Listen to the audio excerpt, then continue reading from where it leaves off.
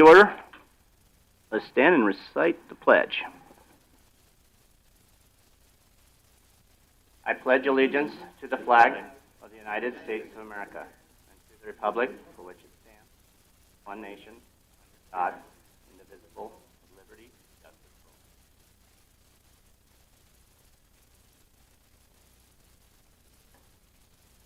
all. Let's pray.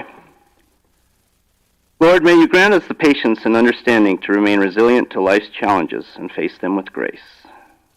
Brief moment for your own intentions. A motion to approve the agenda. Move to approve the agenda. Motion and a second to approve the agenda. Any discussion to that motion? Not. All those in favor say aye. Opposed, same sign. Motion carries. This is the moment, first meeting of the year, will I turn the gavel over to, I think the auditor is under state statute, isn't it? Turn the gavel over to the auditor, and she will remain, she will be in charge of the meeting at this point in time. Good morning, Dawn Christensen, auditor. The agenda item B1 on our agenda is to elect the board chair. Are there nominations for the board chair?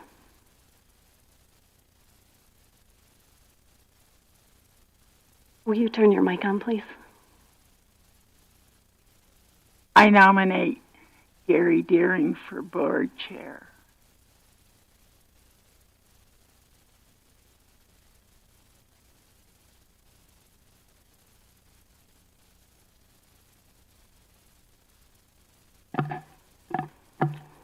Action for this item? Nominations cease and Gary become chair. Second. All in favor? Aye. Opposed? Motion carries. Gary is the chair for 2026. Well, thank you for your trust and confidence, and I'm going to point out that the auditor, when she held the gavel, was way bossier than I ever have been. I don't believe I've ever told Commissioner Creed to turn her microphone on. So I just want to point that out.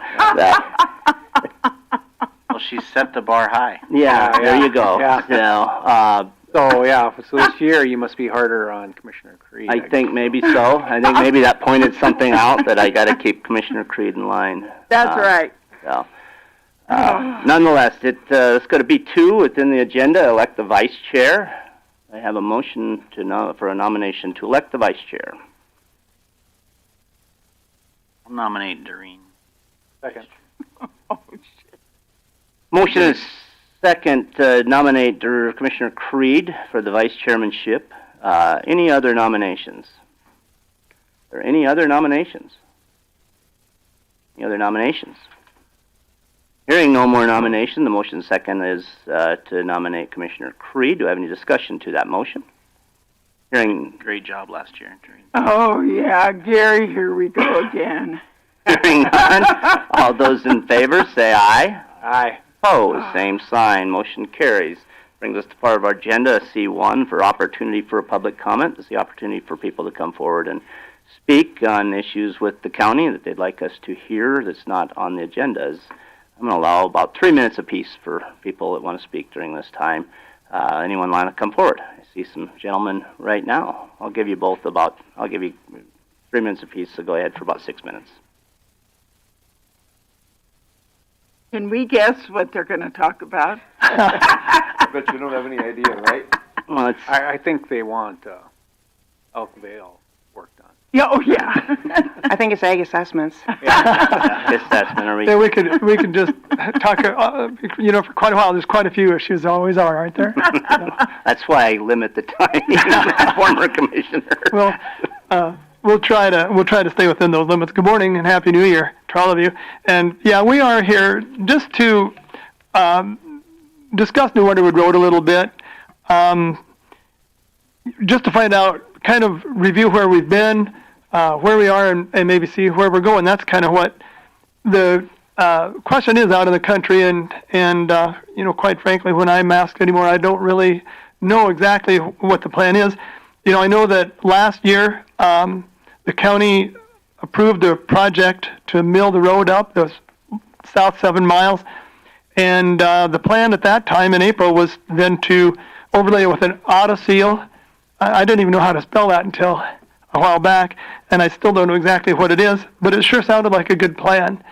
And you appropriated $1 million to do that, which I think was a step in the right direction and a step up by the commission to do that.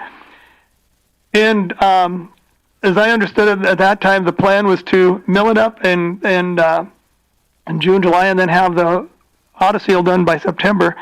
And they came in and milled it up and did a really good job on it, widened it, firmed it up a lot, and then the seal didn't happen, and I could never really find out exactly why it didn't happen.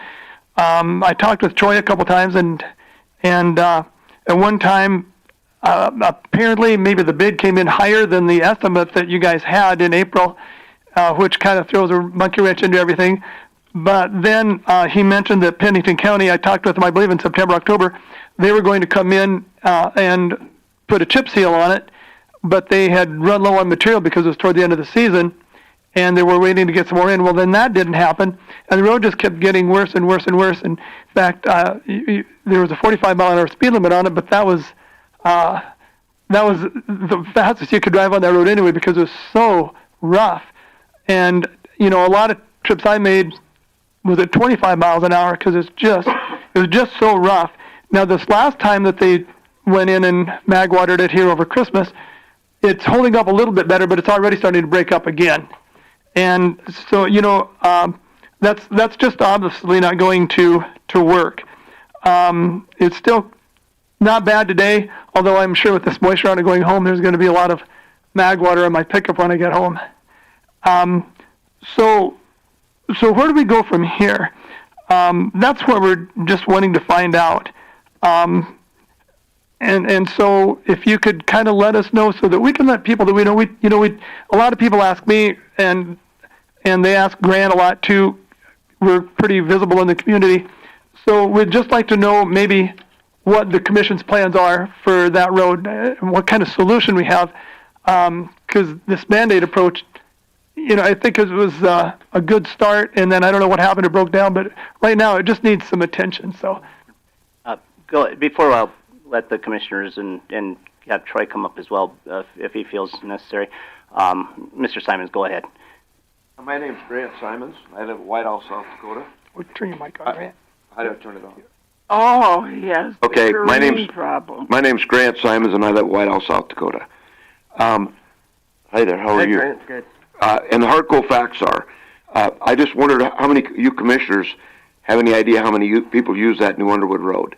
We used KBHB radio back in the day, and Steve Graham at the DOT, that's what we were told to do to get the letters to him. He got over 1,000 letters from people up in that, you know, around the area where I live, and people.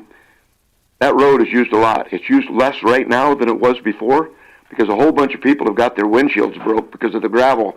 Before they mag watered it here lately, got their windshields broke using that road. I've had chips in my windows, and I quit using it. The ambulances out there, the Enning ambulance, the rural Meade County ambulance, and the Dupree and Eagle Butte ambulances, the reservation ambulances, they have quit using that road. They come through Sturgis because it's so terrible. Now, it's better right now. I know that. But the problem with, you know, there's been points, you guys have talked about trucks. The problem with that, no matter what you say, and I know you can't keep them off it, but it's in big trucks. And right now, you know, back in the day, they were hauling that gravel out of Scott Phillips's pit, hauling it down there, and they busted up the west side going south, and you guys addressed some of those areas and fixed it.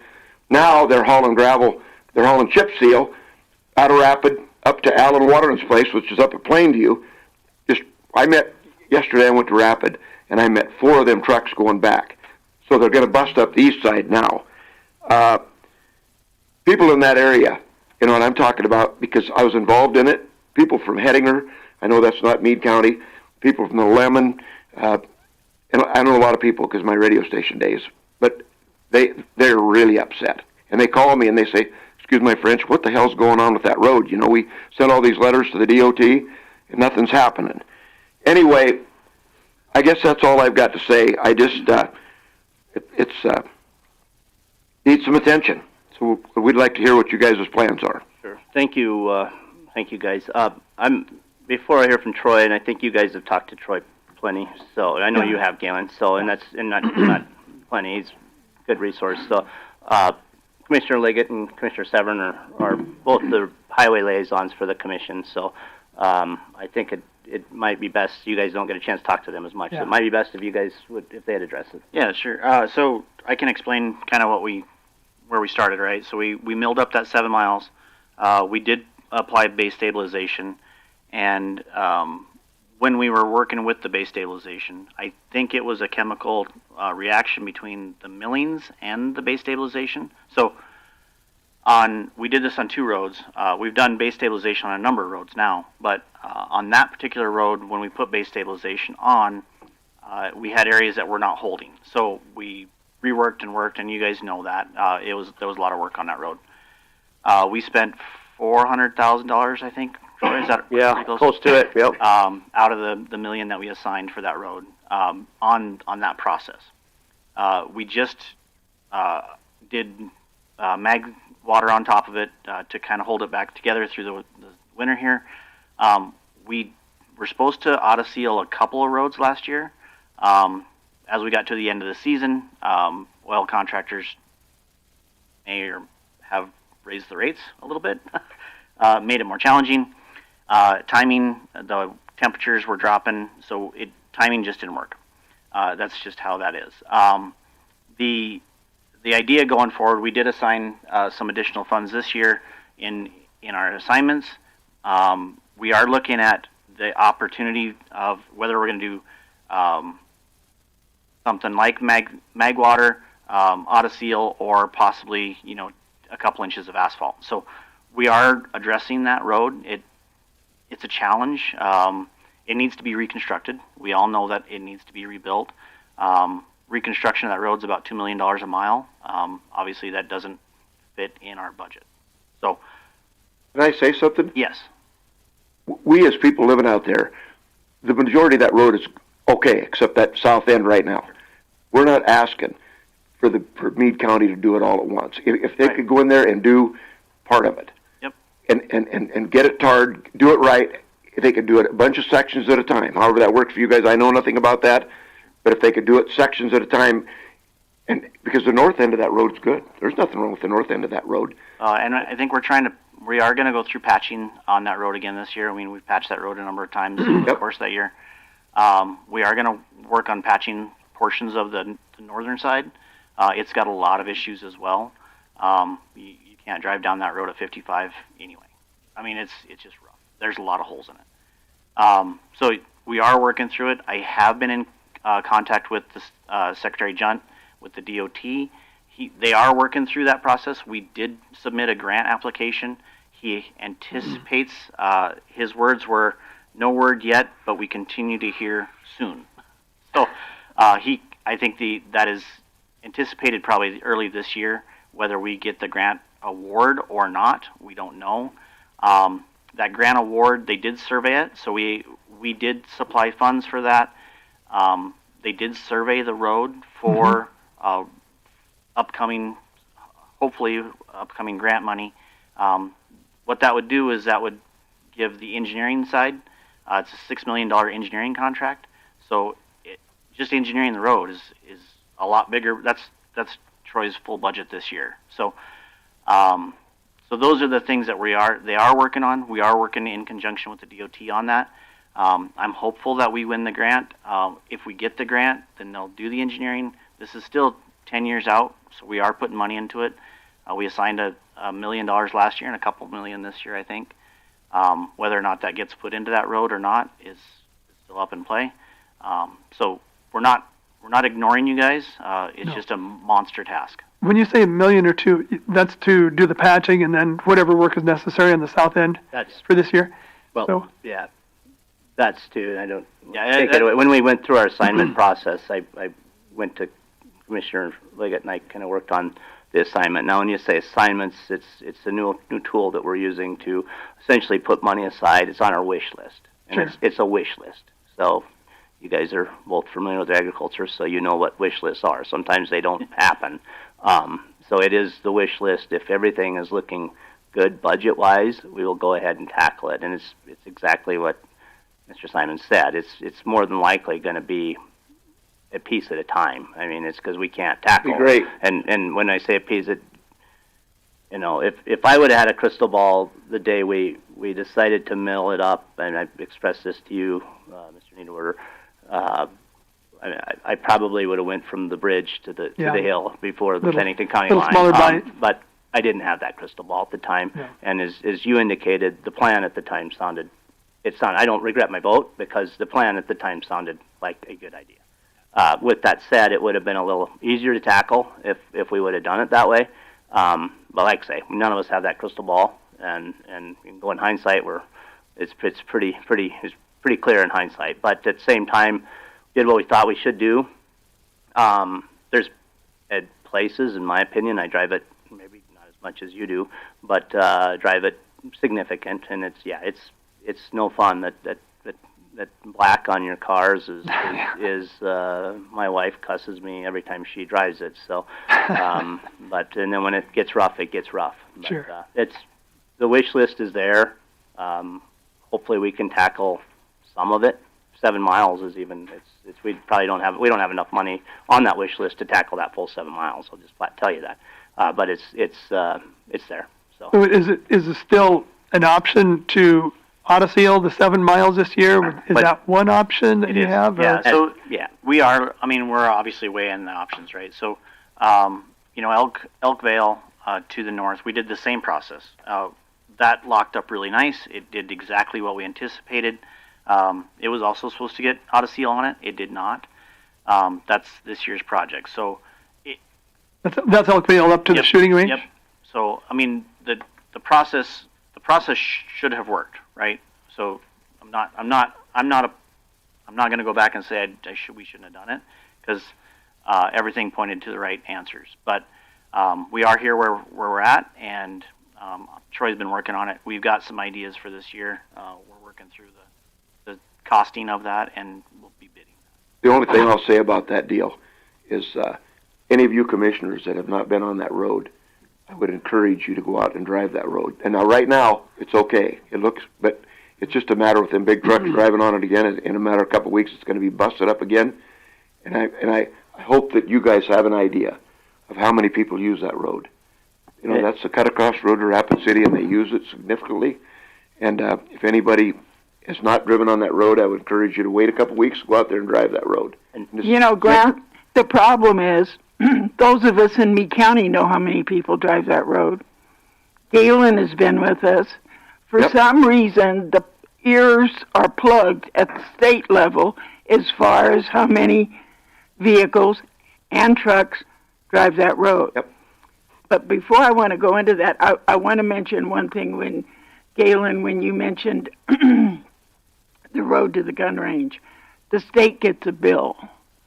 I wondered if they weren't helping. They're paying for it. They are paying that. I was hoping so. Yeah, the process is still the same. I'm sure that was the thing. Meade County is not paying for the road to the gun range. I want to make that real clear. I appreciate that, too. I'm glad that you put that in as a stipulation. I'm going to go to Commissioner. Go ahead. But I want to point out, and, it's the same old thing I've said on Facebook in responding, because I think you've got a neighbor in particular that really, really hates that road that right. And as you know, we've got, I think, 1,194 miles, but you take the roads that take the most money, New Underwood Road, Fort Meade Way, Pleasant Valley. That was a problem last week. You got Elk Vale. Haynes, we did something unique that Talbot engineered, and I'm sure he might say something. That's going to be paid back by a TIF. County TIF'd only on a road. But when you ran the budget, believe it or not, this last year we finally made it to collecting $13.1 million in property taxes for Meade County. Wow. And, that seems like a lot of money until Rich just mentions $2 million a mile. and for just one road. And I can't tell you how much our law enforcement is costing in our jails and the courts and everything. You know, it would be great if we got some big industry in here that would suddenly start doing it, but you've gone to Pier, we've gone to Pier, we have harangued our local legislators until I think they didn't even want to see us coming. And the new ones I haven't talked to that much. But that's got to become a state road for it to ever become decent. One thought, you know, and maybe it doesn't, because I don't deal in you guys' world, I'm just a country guy. But one thing we've got in our advantage, if one of you guys know him real well and I know him really well, but that ain't going to help you any, is, you know, Governor Roden. You know, I would think that maybe he could use his influence while we've got him. And he even came upon an accident down there here a while back. But anyway, I've discussed it with Governor Roden. In fact, I've ironically, as a Meade County citizen, Governor Roden has expressed his displeasure in that road with me. Yes. So I want to go to Commissioner Severn. He's highway liaison as well, and we need to wrap this up. But I mean, that road's just, I get the frustration. I drive it from time to time with my drill rig and everything. And working for a previous company, we put several borings in that road. That road was never even remotely built to any kind of standard. There's, in sections, 12 to 15 foot unusable fat clay underneath the asphalt. There's probably, in some areas, 10 to 12 different layers of asphalt where they came in and just put asphalt on and pushed it down. The trouble with that road is technically to build it right, I don't even think $2 million a mile will fix that road. It's got to be removed. Yeah, I mean, you're talking major removals, major switchback changes, major I mean, there's so much into the engineering on that. I mean, basically what we've tried to do, as Rich said, we're putting a Band-Aid on something that the Band-Aid doesn't even work.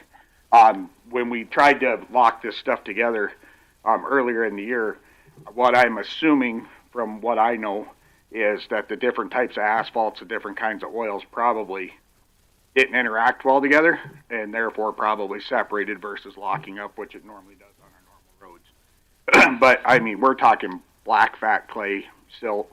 You're talking just any imaginable horrible soil that you can think of is under that entire road. And I've seen it come out of borings on there.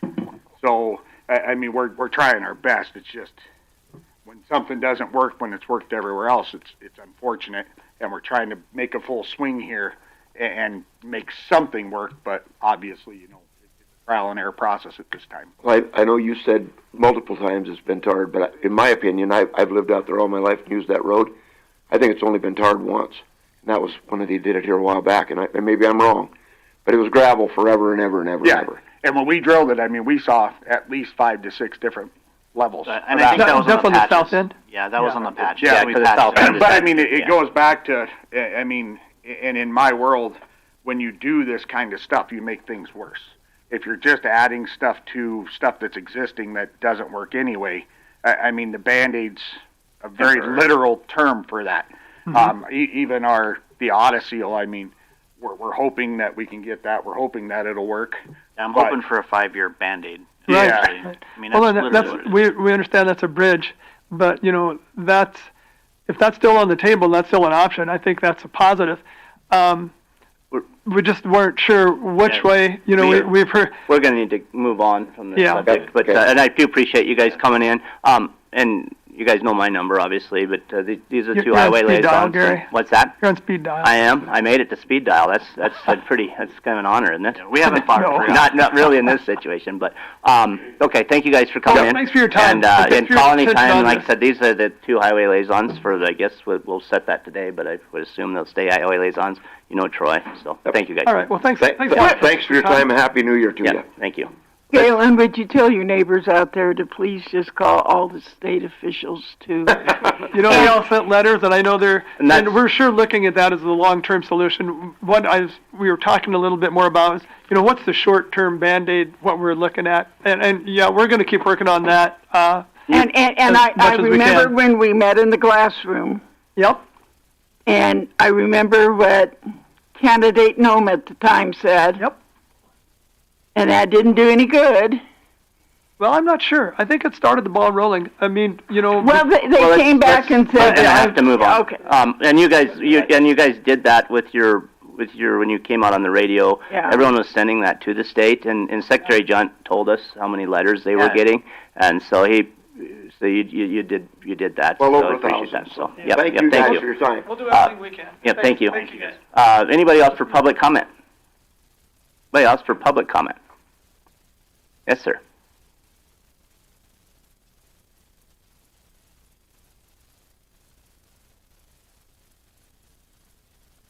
Hello, good morning. Good morning. My name's Sean Fahey. I live in Piedmont. About 3 minutes. And I could bet you know what I want to talk about.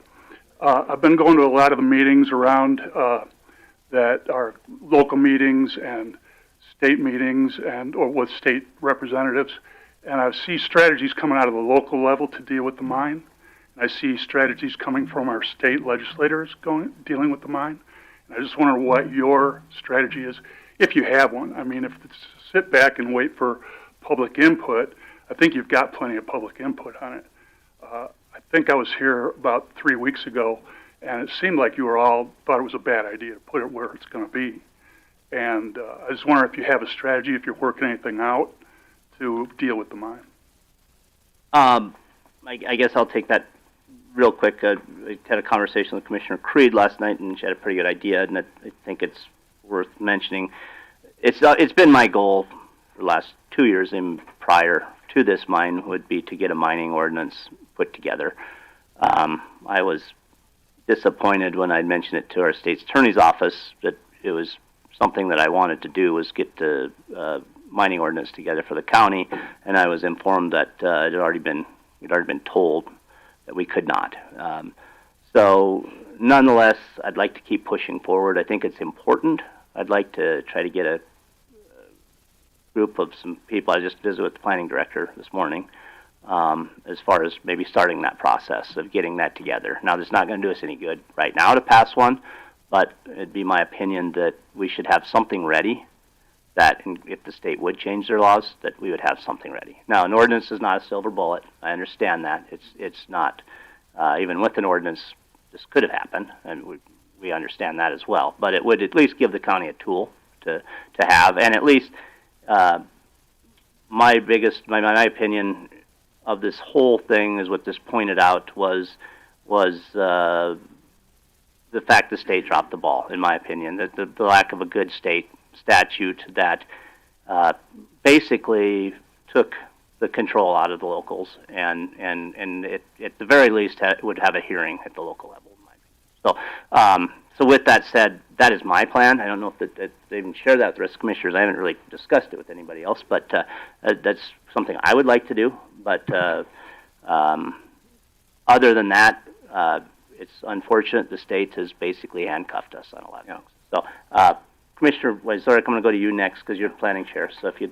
Yeah, so I'm going to take exception to what the chair just said. I don't think the state dropped the ball. I think the citizens of Meade County. They, by failing to support zoning, the state passes laws that are general to allow us control. But if the citizens of the county aren't going to let us use those laws, it falls back on that. I mean, we cannot control things without legal right to do so. So if you're here 3 weeks ago, I said to everybody in the audience, look, you got to come forward. You got to, if we're going to do zoning isn't something that's easily done. Zoning takes a lot of time and a lot of thought and a lot of work. And if we can't get support, and nobody's come forward supporting it since that day, there's no way the county can spend tens of thousands of dollars trying to put together a zoning plan just to get it referred and defeated again. So if that's not going to come up, this is the issue that I've had, and I've said to a couple of people at the mining is, I'm not sure what the legislature is going to do, because my guess is a lot of those legislators from East River are just going to look at our legislators and go, well, why don't you just have zoning? Why should we totally change the mining law for Meade County when all these other counties adopt zoning and they use that established control? So I'm not even sure the legislation isn't going to run into some issues. So, I mean, the state gives us the ability to do that through a different law, but that was resoundingly rejected by the citizens of this county. I appreciate that, but I believe circumstances have changed. I think it's right at everybody's front door right now. I mean, just look at the entrance to Boulder Canyon. Yeah, I totally agree. You know, it's common, and I don't. What do you need from the citizens? A petition? Well, I've asked for some kind of support, some kind of. I mean, either you could initiate some type of zoning, or even a petition that would come forward with, 1,000 signatures saying, we are asking the county to zone. Because and it's not just been the citizens on the mining issue, it was on the gun range issue, which I told multiple ranchers that I knew had opposed zoning, that were now wanting us to specially zone one piece of ground to prevent a gun range from going in. These are really, these things, and I get a little more emotional on this because I've argued this issue for 20 years that we need this. And I've constantly had people tell me, we don't need it. But then in the last 2 years, I've had a lot of people sitting where you're sitting saying, why didn't you do something? And if I don't have the tools, I can't do anything. So send that message back. That's my message. We're going to see this pressure coming out of Rapid City. There's no way we can stop it. I've been an advocate to try to manage it better, and we just really lack a lot of tools to manage it better. One of the tools I've heard of, and I'm not sure, not knowing the ins and outs of everything, would be some kind of emergency zoning, and it could be to the I-90 corridor. That would then take 2 years to work out the details of it, and then it could go up for referendum. I've heard of that, and I'm not sure what that is.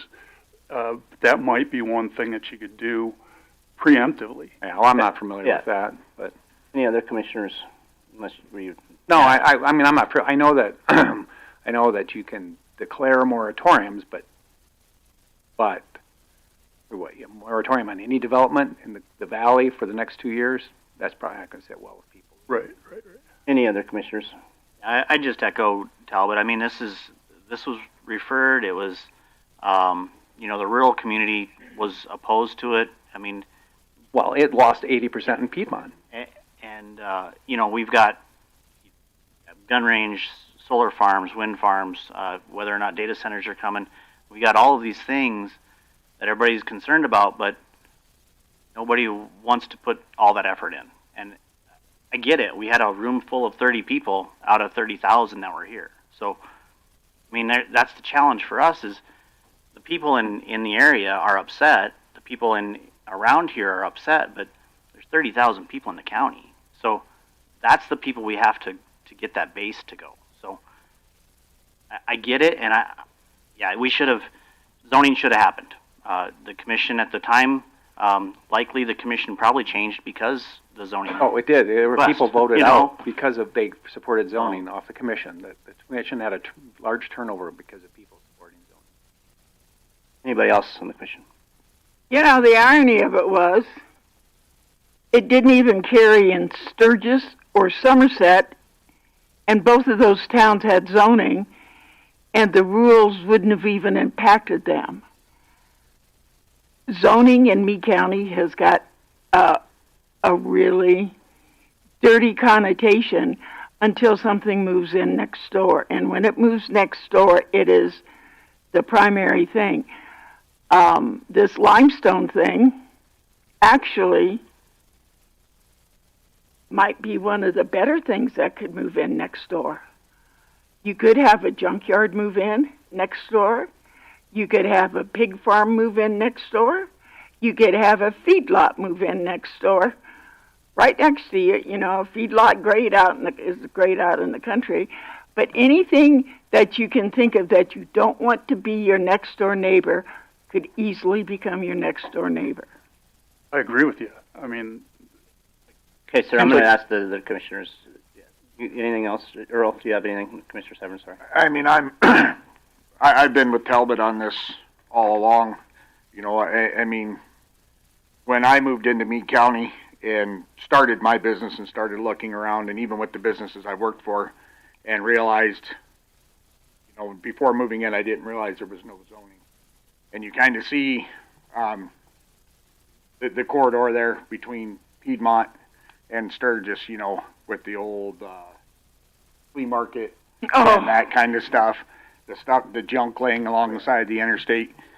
And I got flooded with a lot of emails on this, and not just this, but it was the airport and some of the other stuff. When I got involved, I wasn't here for the shooting range, but the county, the people of this county have basically hamstrung this commission in a lot of ways. The state is the state. They're going to do what they want when they want. And we have nothing to stop them. I mean, you know, it's all fine and dandy for everybody to scream and scream and scream. We want zoning all of a sudden. But what happens if we start to put it in and overwhelmingly it gets denied again? The county spends all this money to do it. So I do believe, along with Talbot, that you as a citizens need to bring that forward. Petitions, go out, talk to people. Some kind of support that we know. The support for the county to justify spending the time, the money, the effort to go through this process. And it's unfortunate. Like I said, I get the gripes. I see what's going on. But everybody keeps asking the commission, well, what are you going to do? What are you going to bring forward? There's not much to bring forward. These guys have every right to that property, in the fact that they bought it, nobody else did. There's no zoning to stop them. We're hamstrung. And I get it. Everybody's upset. They're mad. And I don't even know if we brought zoning forth starting this year. I mean, the state's going to be the ultimate liar on, you know, whether this goes through or not. And that's where I'm 100% on board with you. Is I don't think I think the state has dropped the ball in several areas without, you know, notification, stuff like that, the secretive stuff. But honestly, the people in Meade County are dropping the ball and have dropped the ball in a lot of these instances by not, you know, making this county sufficient enough to be able to have laws to stand behind and, you know, be able to stop some of this stuff. I want to ask Ken to come forward a minute, because I do not remember the exact legal terminology for it, but you mentioned the flea market. In the flea market, Alan actually took pictures down there of the flea market, and that is what was put on the postcard where we urge people to vote for zoning. And when I said I mean not one county dollar was spent on this. This was all private donations. The commissioners themselves donated to a fund to try to get it passed. The flea market, I believe, we tried everything to get it cleaned up. And did you not take him to court, and didn't we lose? Or did we not make it to court? We did make it to court. What went to court was the vehicles parked in a flood zone. And that we did win, and the vehicles were moved. It started as a nuisance. We did not win on the rest of it. The impact was not deemed as sufficient, sufficient impact on people. And as you drive home today to Piedmont, I'm sure you'll be able to pick that site out. And they could move in anywhere. So, Ms. Fahey, thanks for coming up. Yeah. I mean, maybe you're catching more of a torrent than you would expect. No, I appreciate it, and I've heard it before. Yeah. I don't think it's an issue that's going to go away. I don't think it's got to be addressed by somebody at some level. And the state, what I'm saying is the state's trying to, at least our representatives, first term, they don't have a lot of connections. They're trying to address it in one fashion. Locally, we're trying to address it with the city of Piedmont. And, you know, I'm looking at the other gap here that you guys are just saying without some big public input, we're not going to move on it. Yeah, I think that's unfair. And the reason I wanted to lay this out is you've asked what will the county do. Well, What strategy? My strategy depends on what the law allows me to do. And what the law allows me to do would be to control this if I had zoning. I do not have that. And so, if Gary wants to have a potential draft of an ordinance that's ready if the state does change the law, fine. But I don't think, I question whether the law is going to get changed. And so whether that's, time well spent. But the preferred method throughout the nation in which you deal with these issues is zoning. So give us the tools and then I'll give you a plan. Okay, we're going to need... Understood. Thank you. Yeah, thank you for coming in, Mr. Fahey. Is there anybody else wish to speak for public comment? Anybody else wish to speak on public comment? Oh, I'd love to say more, but I'll be quiet. I think we could talk on this subject for the last two subjects. I think we could spend most of the morning and into the afternoon on, if we'd like. Anybody else? Seeing no one come forward, let's move on. Let's go to C2, equalization. Good morning, Commissioners. Rhea Crane, Director of Equalization. Our team has been pushing forward very hard trying to get ready for the 2026 assessment notices. And I'm sure you're all very familiar with the Governor's Bill, Senate Bill 216, which passed, which states that growth cannot exceed 3% in owner-occupied. So we've been pushing hard to get the owner-occupied reappraisal work done because we have to get information to the state by mid-January, which we turned in yesterday. So what that picture looks like overall is that we increased owner-occupied $78 million this year.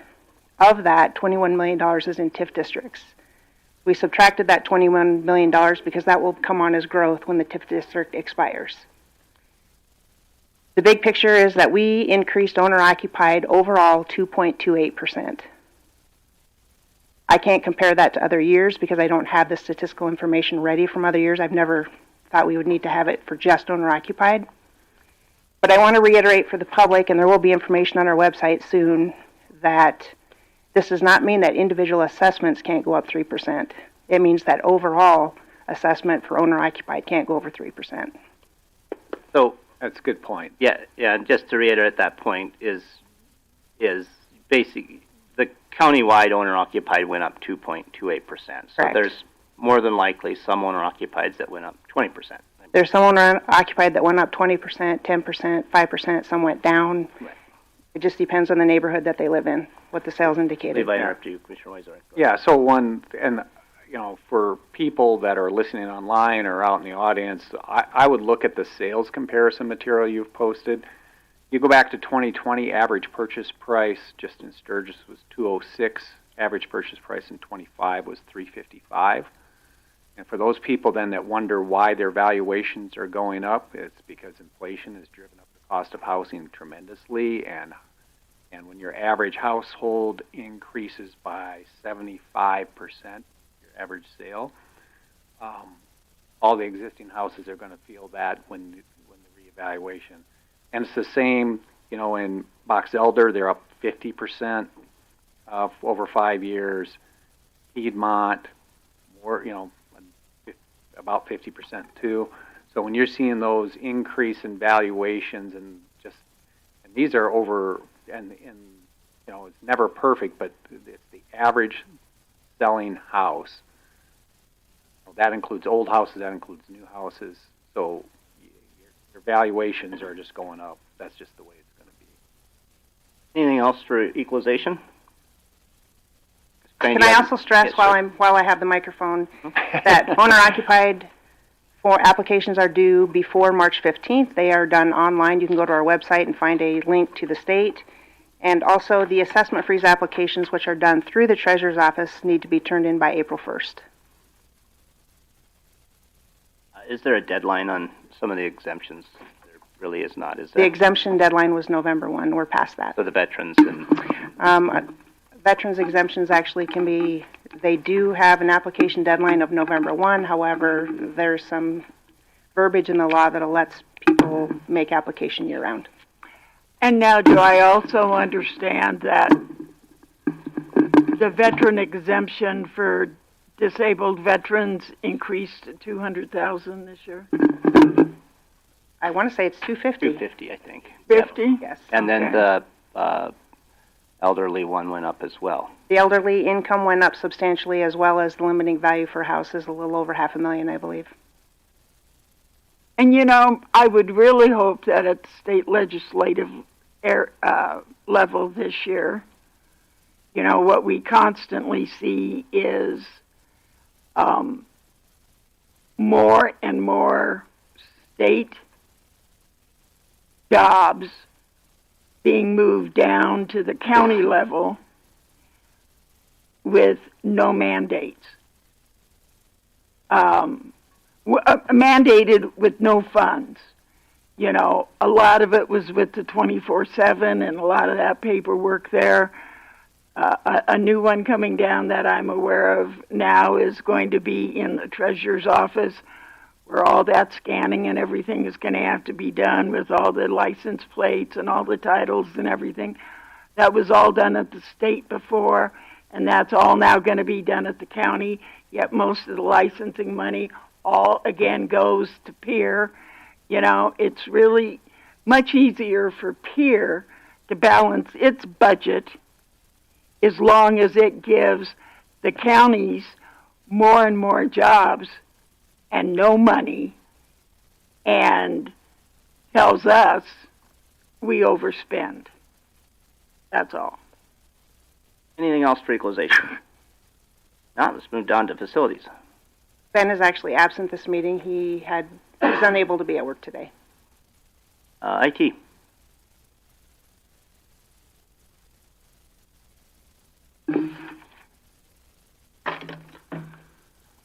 Morning, Commissioners. Tony Cummins, Meade County IT.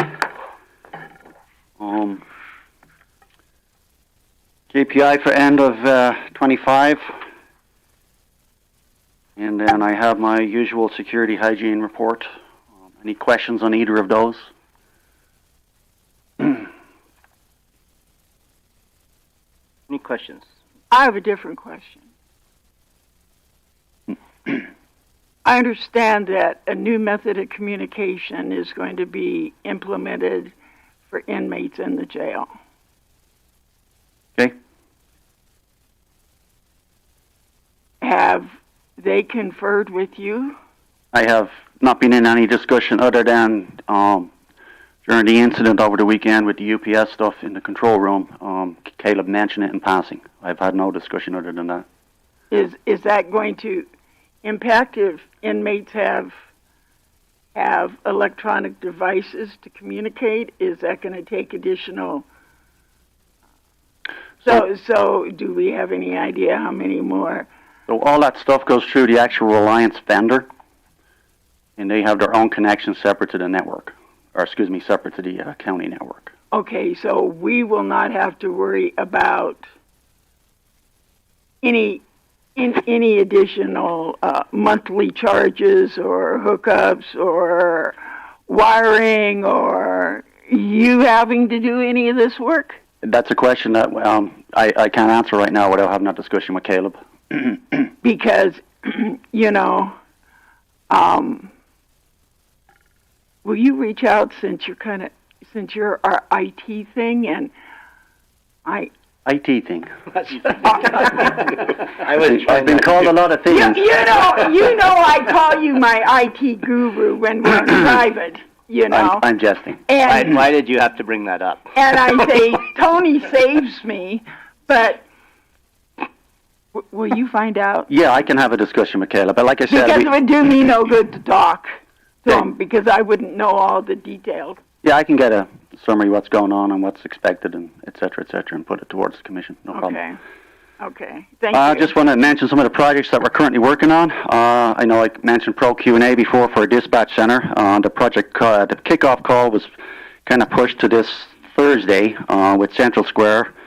That's the implementation of the interface that will connect the data to the Pro Q&A. It's been pushed due to the holidays, Christmas, and a current ongoing go live in Nebraska. So we're getting caught up on that. You may have noticed a little email going out to all the department heads and commission about PDF editors. We had to do a quick cleanup of our network due to some vulnerabilities that were not getting patched per recommendations from CISA, etc. So now I'm kind of scrambling to try and get some of the, a better option. My goal is to get some kind of centralized, licensed, managed software, potentially Adobe Acrobat or the likes. Our secure SD project, the data migration is approximately at 90% right now, and we're currently in the process with the vendor for verifying data integrity. So we're getting closer and closer to pulling the trigger on the switch for our GCC government cloud move and our org to gov. So that's coming along nicely. Another project that we're currently setting up to start working on, Friday kickoff call, is our enterprise password management software. I believe that's on the agenda for later. And then our Akamai, the report that I just share every month with you, is a free service that CISA provides for the county. It's our DNS forwarder, and it checks all the DNS requests to the internet. With that free service, we're kind of 2 weeks behind knowing what happened and have no insight into the network. I'm glad to, we're almost ready to set up with the plus version that CISA has given us access to. And that allows me access and into the network to see the who, where, and when. So I'll be able to do it live data. As people click on stuff, I'll be able to get more information on that. And then finally, we're moving to, I don't know if I mentioned any of this to you guys before, but I've been doing a lot of research last year or so, and we're going to be moving to CrowdStrike Falcon for our EDR, or endpoint protection. This is the new county's real-time cybersecurity protection system. It's backed by a 24-hour security operations center, SOC. So we got a room in the middle of South Dakota where they access the dashboard that I see, and they're able to, if something happens 2, 3 in the morning, they can take action on it and then report back to me. It's going to take a huge load off the IT department for that kind of stuff overnight. And go ahead. Did you say it's called SUCS? SOC. SUCS. SOC. The SOC. It's okay. Security Operations Center. Okay. I just wanted to make sure I didn't hear you wrong. It monitors all the county computers and servers for signs of hacking, ransomware, malicious activity. Unlike traditional antivirus, which only looks for known threats, CrowdStrike uses behavior-based detections and AI to, come up with a database that they use. And if a system is compromised, Falcon can immediately isolate it, and then the SOC takes over. It's a 24/7 monitoring system that is part of our access that we have now. So that's a huge benefit to the county. Tony, we're getting a little behind here, but I think it's important. I'd like you to address the incident that happened in Tripp County, and because believe me, I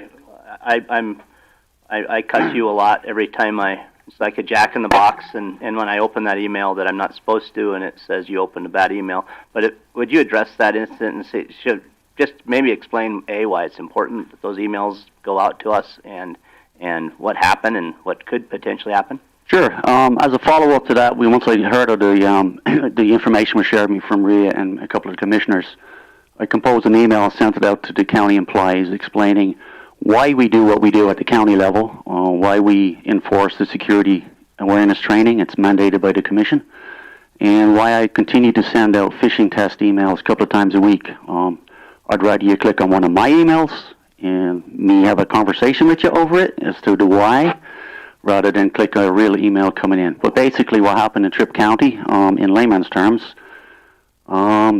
miscommunication or no communication between a couple of departments. Email came in requesting some payment.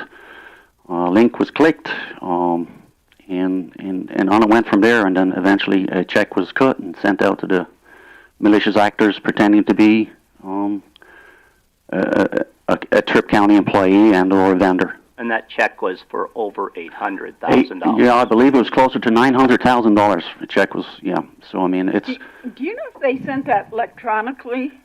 I would believe so, yes. Well, that's what I think. So that means, they can say they're going to get it back, but they'll never get it. Mm-hmm. Going back to, if you get an email and it's coming from a different department, I mean, pick up the phone, make a call, verify the data. Don't trust the email.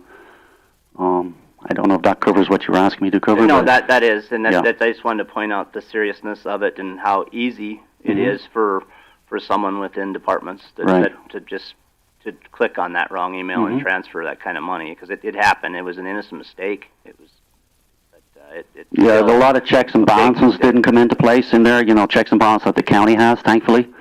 People are a lot more aware. You know, we drill this weekly, you know, Yeah. And efficient tests. 800,000, 900,000 would be significant for Meade County, but you take Tripp County, it's probably approximately half the size of Meade County. Right. That would, I can't even imagine. So, Yeah. But yes, that's what I wanted to address. I appreciate Yeah. that. Any questions on that? And like I said, we are getting a bit behind, but I did want that addressed. The only thing I'd stress is that doesn't just apply for the county, that applies for you at home. Protect yourself. Don't click on things you don't need. Yeah, I mean, with the use of AI now, it's getting harder and harder, even for people in the IT field, to spot the differences. You know, you let your guard down for a second, you're in a hurry to do something, you're going to click something or open a text you shouldn't, or it's pretty scary out there for end users. You know, I'm not trying to scare people into it, but you gotta have your due diligence about you, and you gotta, you know, at least use the security awareness training that we're putting you through and apply those, you know, to spot the red flags. Okay, thanks, Tony. You bet. Appreciate it. Is anyone here from planning?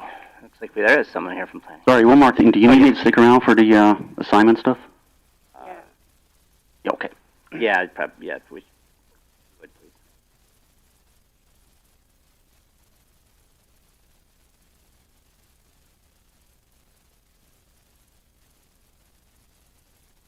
Morning, Planning Commissioner, or sorry, you're not the Planning Commissioners, you're the Commissioners. Morning, Tanya Vig, Planning Director. Were there any questions on the KPI? I'd just like to point out on the total permit versus the new the new single-family residential building permits that we've been climbing the last 3 years. 2023 we had 80, 2024 we had 81, and in 2025 we did 100 new residential building permits. So it's nice to see we're still climbing on that. I was wondering on that if later today or tomorrow or whenever it was convenient, if I called you, if you could give me a dollar comparison, total valuation on those permits this year versus the last couple of years. If it's readily available, and if it's not, I'll forget it. Okay. That's just for new residential. Yeah, for any new build, for any Okay. building permit. Okay. And then with me, I have a new employee that started in October. Yeah. Been a while. This is Darla Jordan. Hi. I'll let her introduce herself. I've seen most of you around, but I've been here for a while. So I am the admin coordinator to help Tanya with all of these documents, so things look good. I have a real estate background most of my life. No, I really like being here. I learn a lot every day. Well, we're glad to have you, and I know you ladies are very busy in there. Yeah, welcome, Darla. Yeah. I think I've already told you that, but Yeah. welcome, and we're glad to have you on. Thanks, guys. Anything else for planning? Not. Let's move down to Veteran Services Emergency Management. No one's here for that. Human Resources.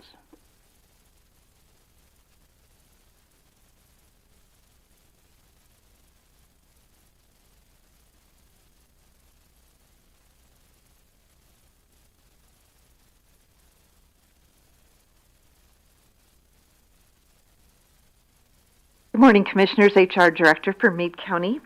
The HR monthly report for December was posted. Just a couple changes or things that have happened since the end of December. We did hire another communications operator, a deputy treasurer, and a correctional officer.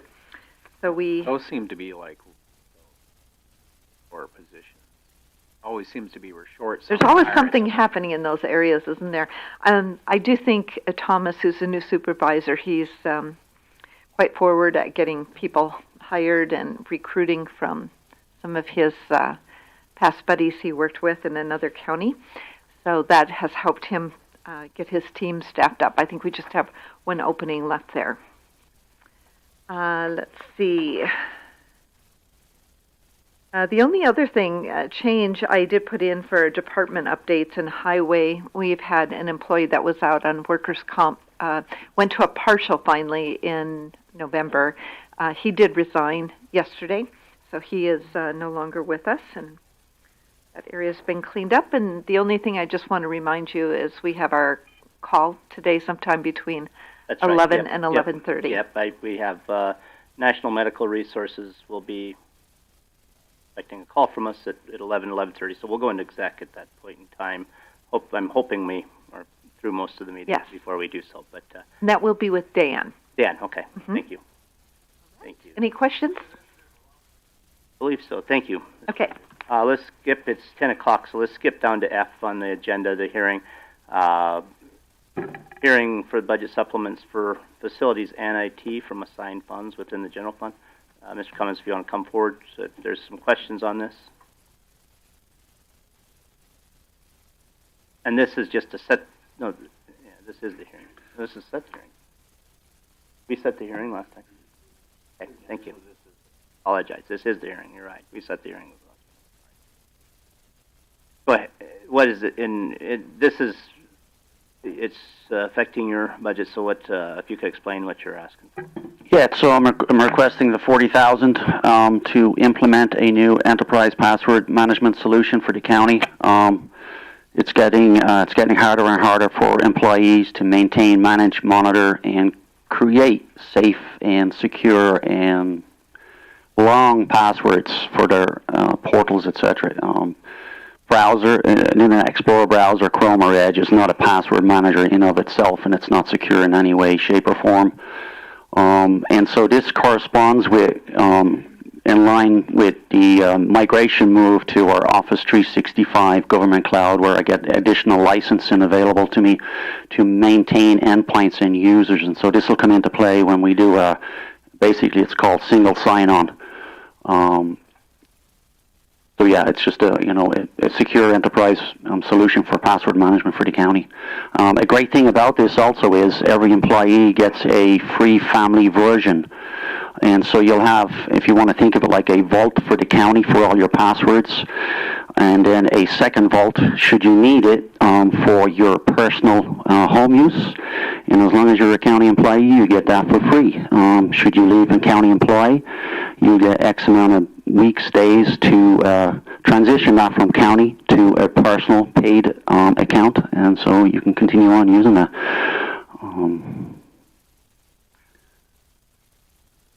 Commissioner Liggett, you're the liaison of that department, and this has been something we've been looking at for. It is, and this is one of those things. As we increase security, trying to limit the ability for people to hack in, sign in. The number of attempts on our sign-ins through the county, I was shocked by the numbers. They're just Yeah. So this is just another level of safety that we have within the county. It encourages every person and every access they use, any website, any portal, to create a unique password rather than share and reshare passwords, which is the biggest problem. Because if one of those entities that you use gets compromised and they tie it back to your email, whatever that might be, now they have access to other dashboards and entities and websites and etc. So I want to add for any listeners out there who think that county employees are just getting a freebie. I would assume the reason why employees will get one at home is it is not unusual at all for county employees to have to interact on a county issue off their home computer system. Well, more so interact on a county issue or log in using a personal phone for 2FA, MFA. So we're trying to get away from that because a lot of people don't have county issued phones. And so this is another way to consolidate. And one of the better things about it that I've come to realize is that, as a department head, say for example, Rhea, her department, her employees under her share logins to a specific website. So she has a shared vault. Then Rhea has a personal vault, and then a family vault, and it's all separated out. So it's good password hygiene, basically. And I mean, frankly, if somebody hacks into your personal side and you're using the same password, Correct. you know, they're obviously. You'd be surprised how many employees use a personal email address and use the same password for that for county logins, albeit with the county email address, but still. Thank you. This hearing is also, which we have a resolution attached. We'll pass the resolution. I like these resolutions. It keeps everything straight and forward. But it also includes the $190,000 for the LEC roof. That was actually money that we budgeted, we assigned last year and approved last year, but it didn't get done last year, so we had to move the assignment to this year. Before I go any further, this is a hearing. Is there anybody from the public that wishes to speak to this? Anybody from the public wishing to speak to this? Anybody from the public wish to speak? Hearing none, I'll close public comment at this time and leave this open to Commissioner questions and comment. And or action. I guess I have one question on it. That we are absolutely sure the password solution is $40,269.25. I guess it. Correct. Okay, so that's Usually penny. We round up to make sure we cover it. So I tried to be precise. Comes in at 30 cents. Yeah, yeah. If it comes in at 30 cents, what are we going to do about your budget? Okay, I'll throw 5 in. You'll be before us. So it is that exact amount. Okay. Correct. That's the quote that was issued. Yep. Any other questions? Interaction. I'll make a motion to approve resolution. I will. Sorry, my apologies. That is for a 3-year.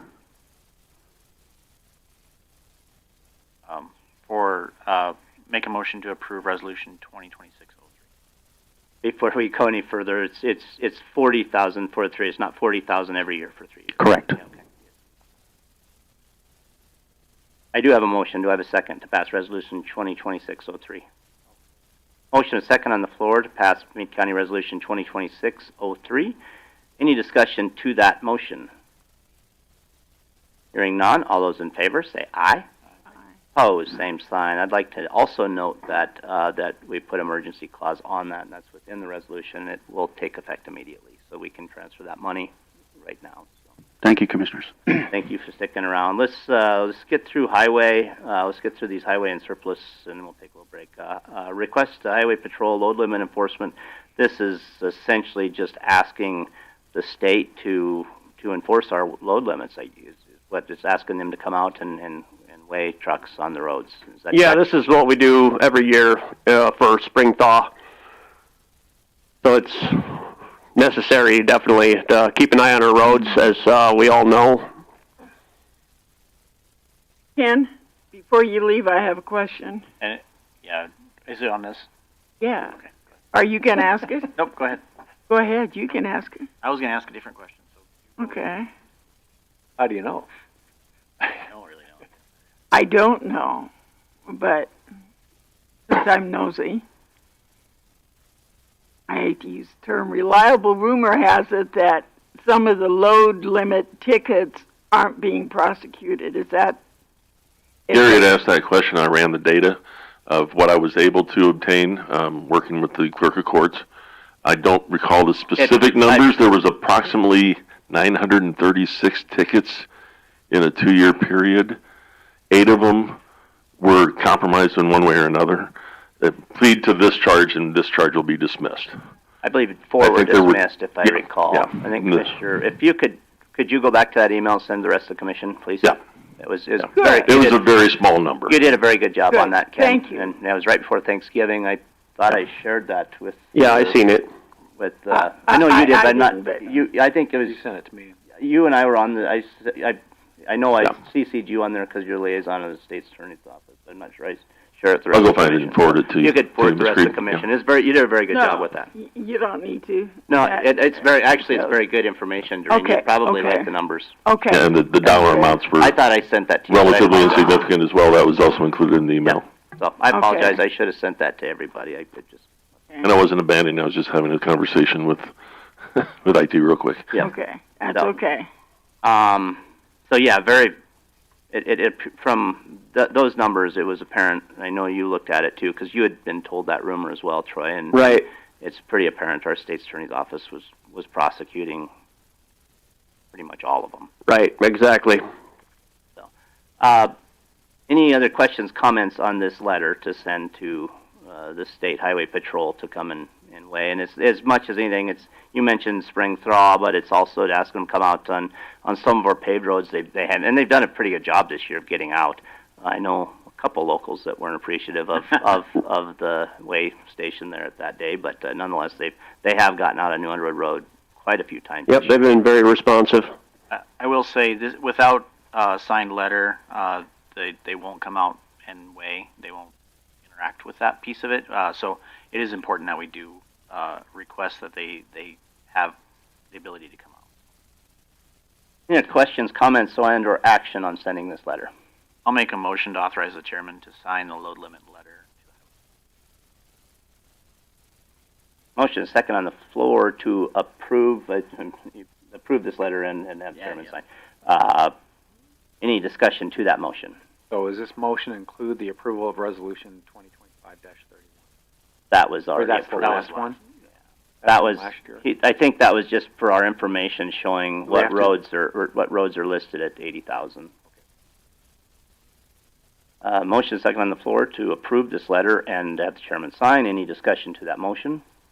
Hearing none, all those in favor say aye. Aye. Opposed, same sign. Motion carried. Thank you, Troy. I hate to constantly stopped you add before? something. Okay. Since you're not up again for 2 weeks, were you able to assure the people along Pleasant Valley and Fort Meade Way that you did not remag that road? Well, I don't know if they necessarily believe this because there was previous mag and base stabilization on that road, so when it gets wet, there may be some residual. Sure, it'll But we seep up. don't add stuff to it. We just wanted to reblade and shape it because it was rough, and it appears like we put mag every time they see a spray truck on there, but we had to add water to get it softened up to be able to blade it. And yes, there may be a small amount if you were to take it to a lab and have it analyzed or something, but that was already on the road. And that it came out of a black tank. Yeah. I mean, okay. And What condition is the road in now? It's great. Good. That's and Troy does have the authority to put mag on roads, even if it is in the winter. I mean, this is a process. We used to have a mag season. We have gone away from that, and we now mag when the roads do need them. well. Some cities use mag for de-icer. Yes, Absolutely. State does. the state does as well. So Well, I will tell you that, and I don't know if it's mag or just water that you put on New Underwood Road. It is very aggravating because it makes a mess of your car, but I can almost assure you that road it is in good shape now, and it is smooth right now, and you probably without that moisture, you probably would not, I'm guessing, not even got it close. The crew came out, I think it was the day before, 23rd of December, I believe, that they worked very diligently to get that road in shape before Christmas. and that was mag. That was mag. Okay. Yes. Yeah. Well, either way, it made a mess. I know. My car. So, Well, Car washes appreciate that. I probably made Several no times. friends on Facebook because a lot of people said they had to wash their car twice, and I added that I had just washed my car twice that same day, once by hand, and I didn't do a very good job, and then I went through the expensive route, and I hadn't been on a gravel road. It's just been dirty. And it Because is. I'm the only commissioner who does not drive on the county roads, despite the popular belief that everybody else flies in by helicopter. I carry plenty of my gravel roads to town. I do too, and I don't charge the city for any of the gravel that gets left. Yeah, I mean, we do get it a little bit over wet sometimes, and it can be messy, but it turns out well. I mean, it's just there's a day of mess or so usually, and but we're working on that to make it, less of a problem for people. Can you just put out the road signs that we're going to be doing road work? Yes, I know reiterated it's a that to the pain. crew that we need to notify people better. So yeah, we'll work on that as well. Okay, let's move down on the agenda to surplus equipment E. We We have some items that they'd like to put up for auction. Is that correct? Yeah, we're, Highway and the sheriff has some items on here. yep, there's some people that added to it and this and that. We're still hoping to get it within the auction. So, and we had to have an appraiser, which we have that information here. That's correct. I believe that you made a motion last meeting and approved surplusing these items. However, the definite means was not specified in the motion, so we're just cleaning that up. So we need to today take action if we wish to put these on Purple Wave for the January 20th auction. I think there was a motion to put them up for auction. Purple Wave was not specifically mentioned, and we did not have appraisals at that time, which is an aspect that is required before it goes to auction. So it's accept the appraisals, I think, is the only required motion. So what we've done is sufficient. So is that correct? Yes. The highway department and the sheriff, these items can just go on Purple Wave Correct. now that we've allowed that release. Correct. You just need to adopt the appraisals as part of the process. That's a necessary step. Right. So we'll need action to adopt the appraisals is what we'll need. Anyone would like to do that? Or any questions, comments?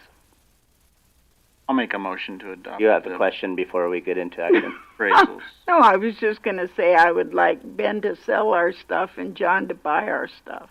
Oh, right. Go ahead. I made a motion to adopt the appraisals. Motion and second to adopt these appraisals.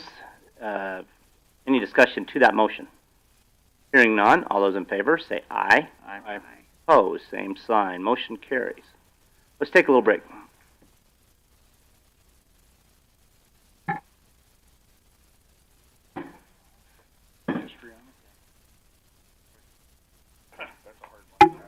Huh? You got the email? I found the email. Oh, I haven't even checked yet. Yeah, no, you know me. If somebody brings, I'm going to ask a question to get rid of a. Carmen, say on that. Oh, it looks really cool. Got it, but I showed him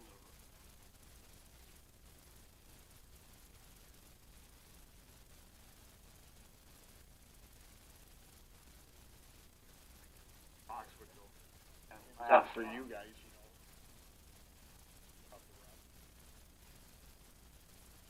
Mount if we have the right plowing. He said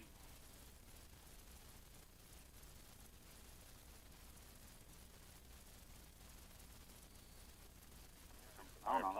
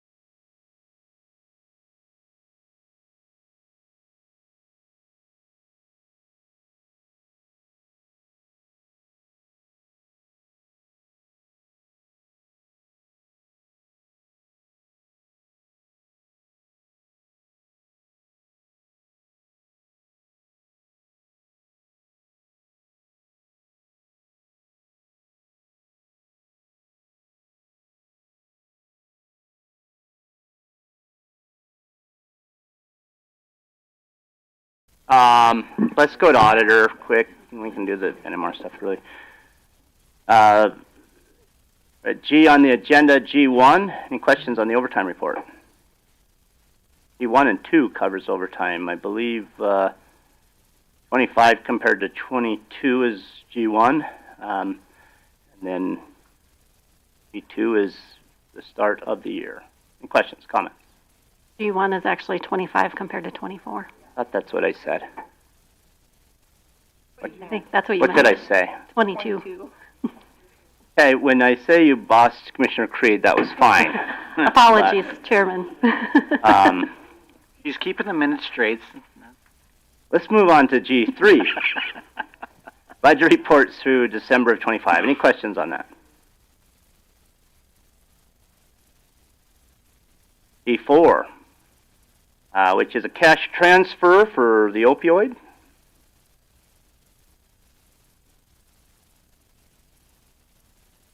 The Legislative Audit Department gave us some direction on setting up a new fund for opioid settlements to help keep track of the settlements and allocations separately.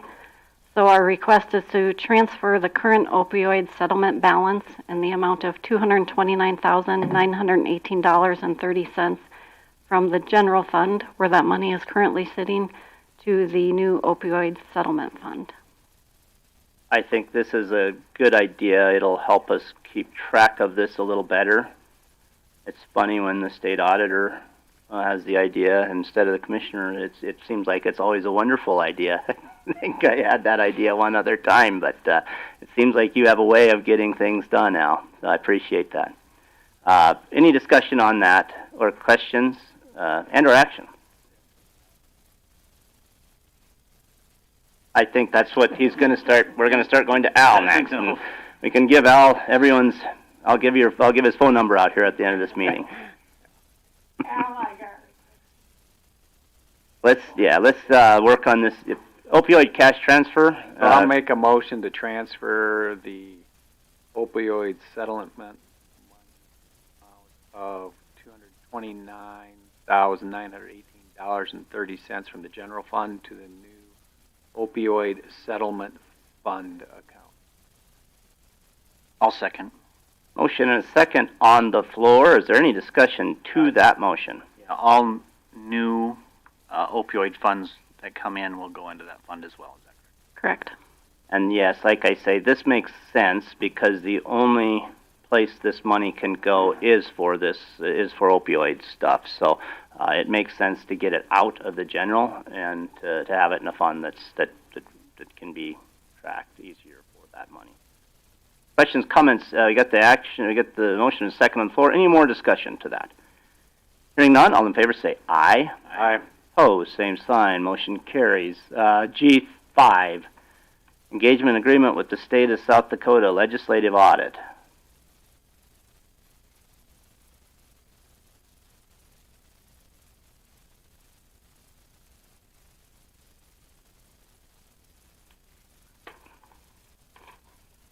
There we go. All right.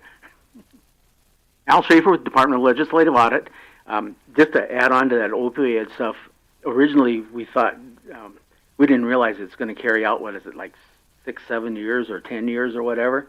And that's why the office kind of decided to set up a separate fund instead of just accounting for it as a restricted fund balance in the general fund, just because of that long term of that and stuff. So that's kind of why, a little bit more behind that fund. That's why you disagreed with me at the first time. Then I'm sorry. Go ahead. Anyway, I'm here representing the Department of Legislative Audit, letting you guys know that I've started the calendar year 23 and 24 audit that we do every 2 years. This year we call it a fiscal and compliance audit, but this year because in 23 you guys spent over $750,000 in federal awards.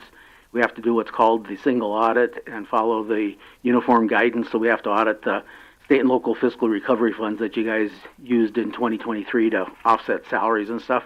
It's a fairly easy grant to audit and stuff, so it's not going to add a lot of time to the audit, but it'll add some time because we have to go through some extra steps with that.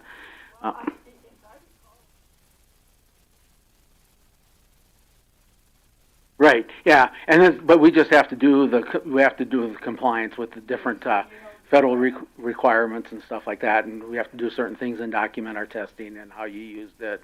And then then this year in your audit report too, you'll have what's called a schedule of federal awards, expenditure of federal awards, that shows how you spent all your federal dollars you've received over the last year. But in the future, unless there's a big disaster or something, you guys probably won't ever have the federal audits and stuff again, because that threshold is starting in 25 is moving up to $1 million in a year.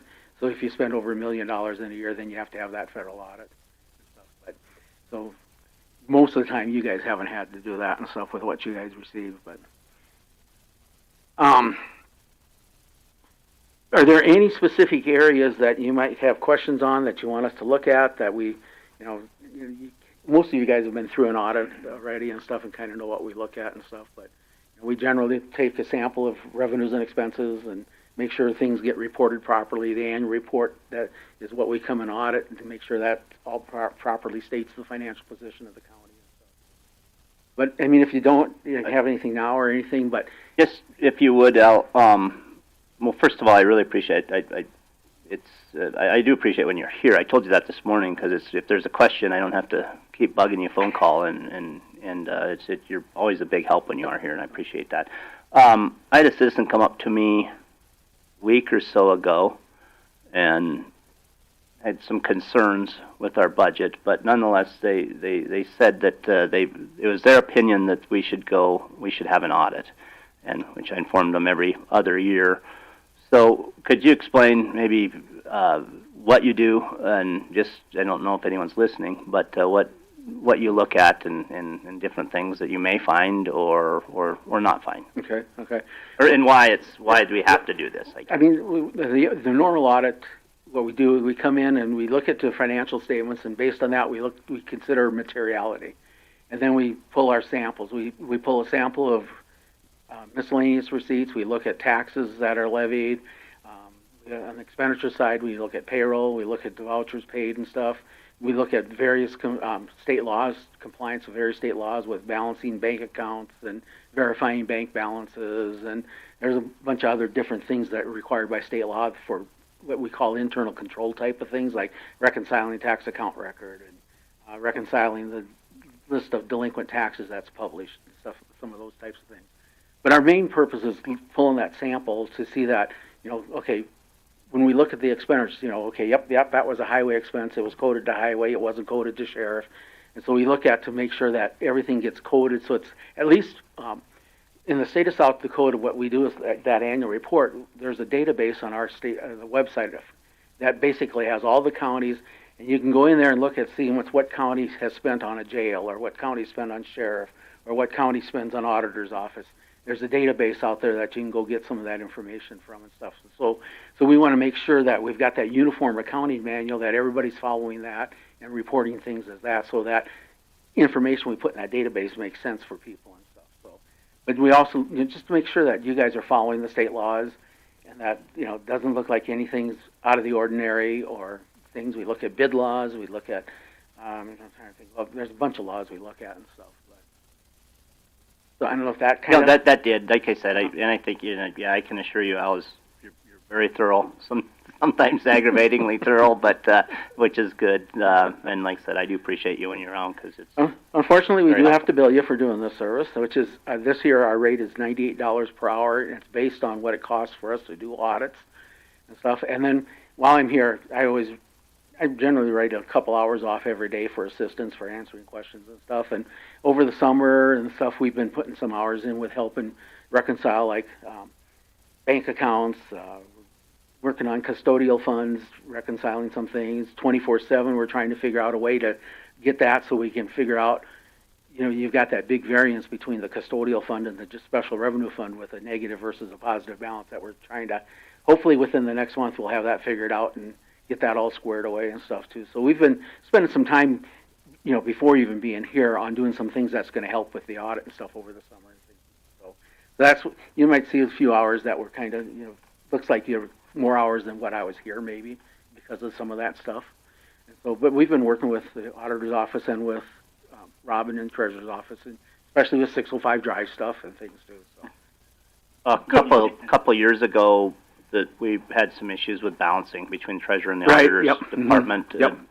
Yeah, I think you guys got the bank reconciliation down pretty good. It's just still to clean up all those reconciling items that have to be done from over the past years that are still need to be worked on. But at least you're getting it done, and it's working out pretty good on every month for you guys. So, yeah. Are there any other questions for Mr. Schaefer?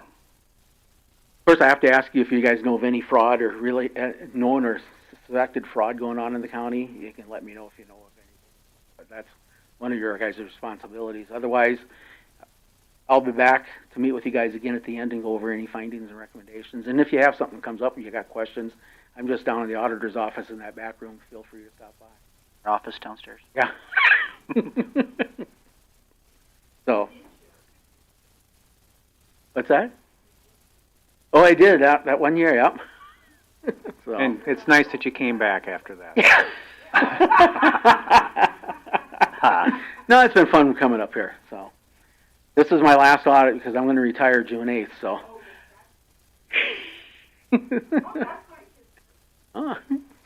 But thank you, Mr. Schaefer. Okay. Any other questions, comments for him? We have this letter we have to approve. It's just basically going through the procedures and stuff, and your responsibilities are responsibilities. Yep. Any questions, comments, and/or action? I'll make an approval to authorize. You have to sign off on this letter? The chairman and the auditor does. Okay. Make a motion. Chairman and the auditor execute the audit engagement letter.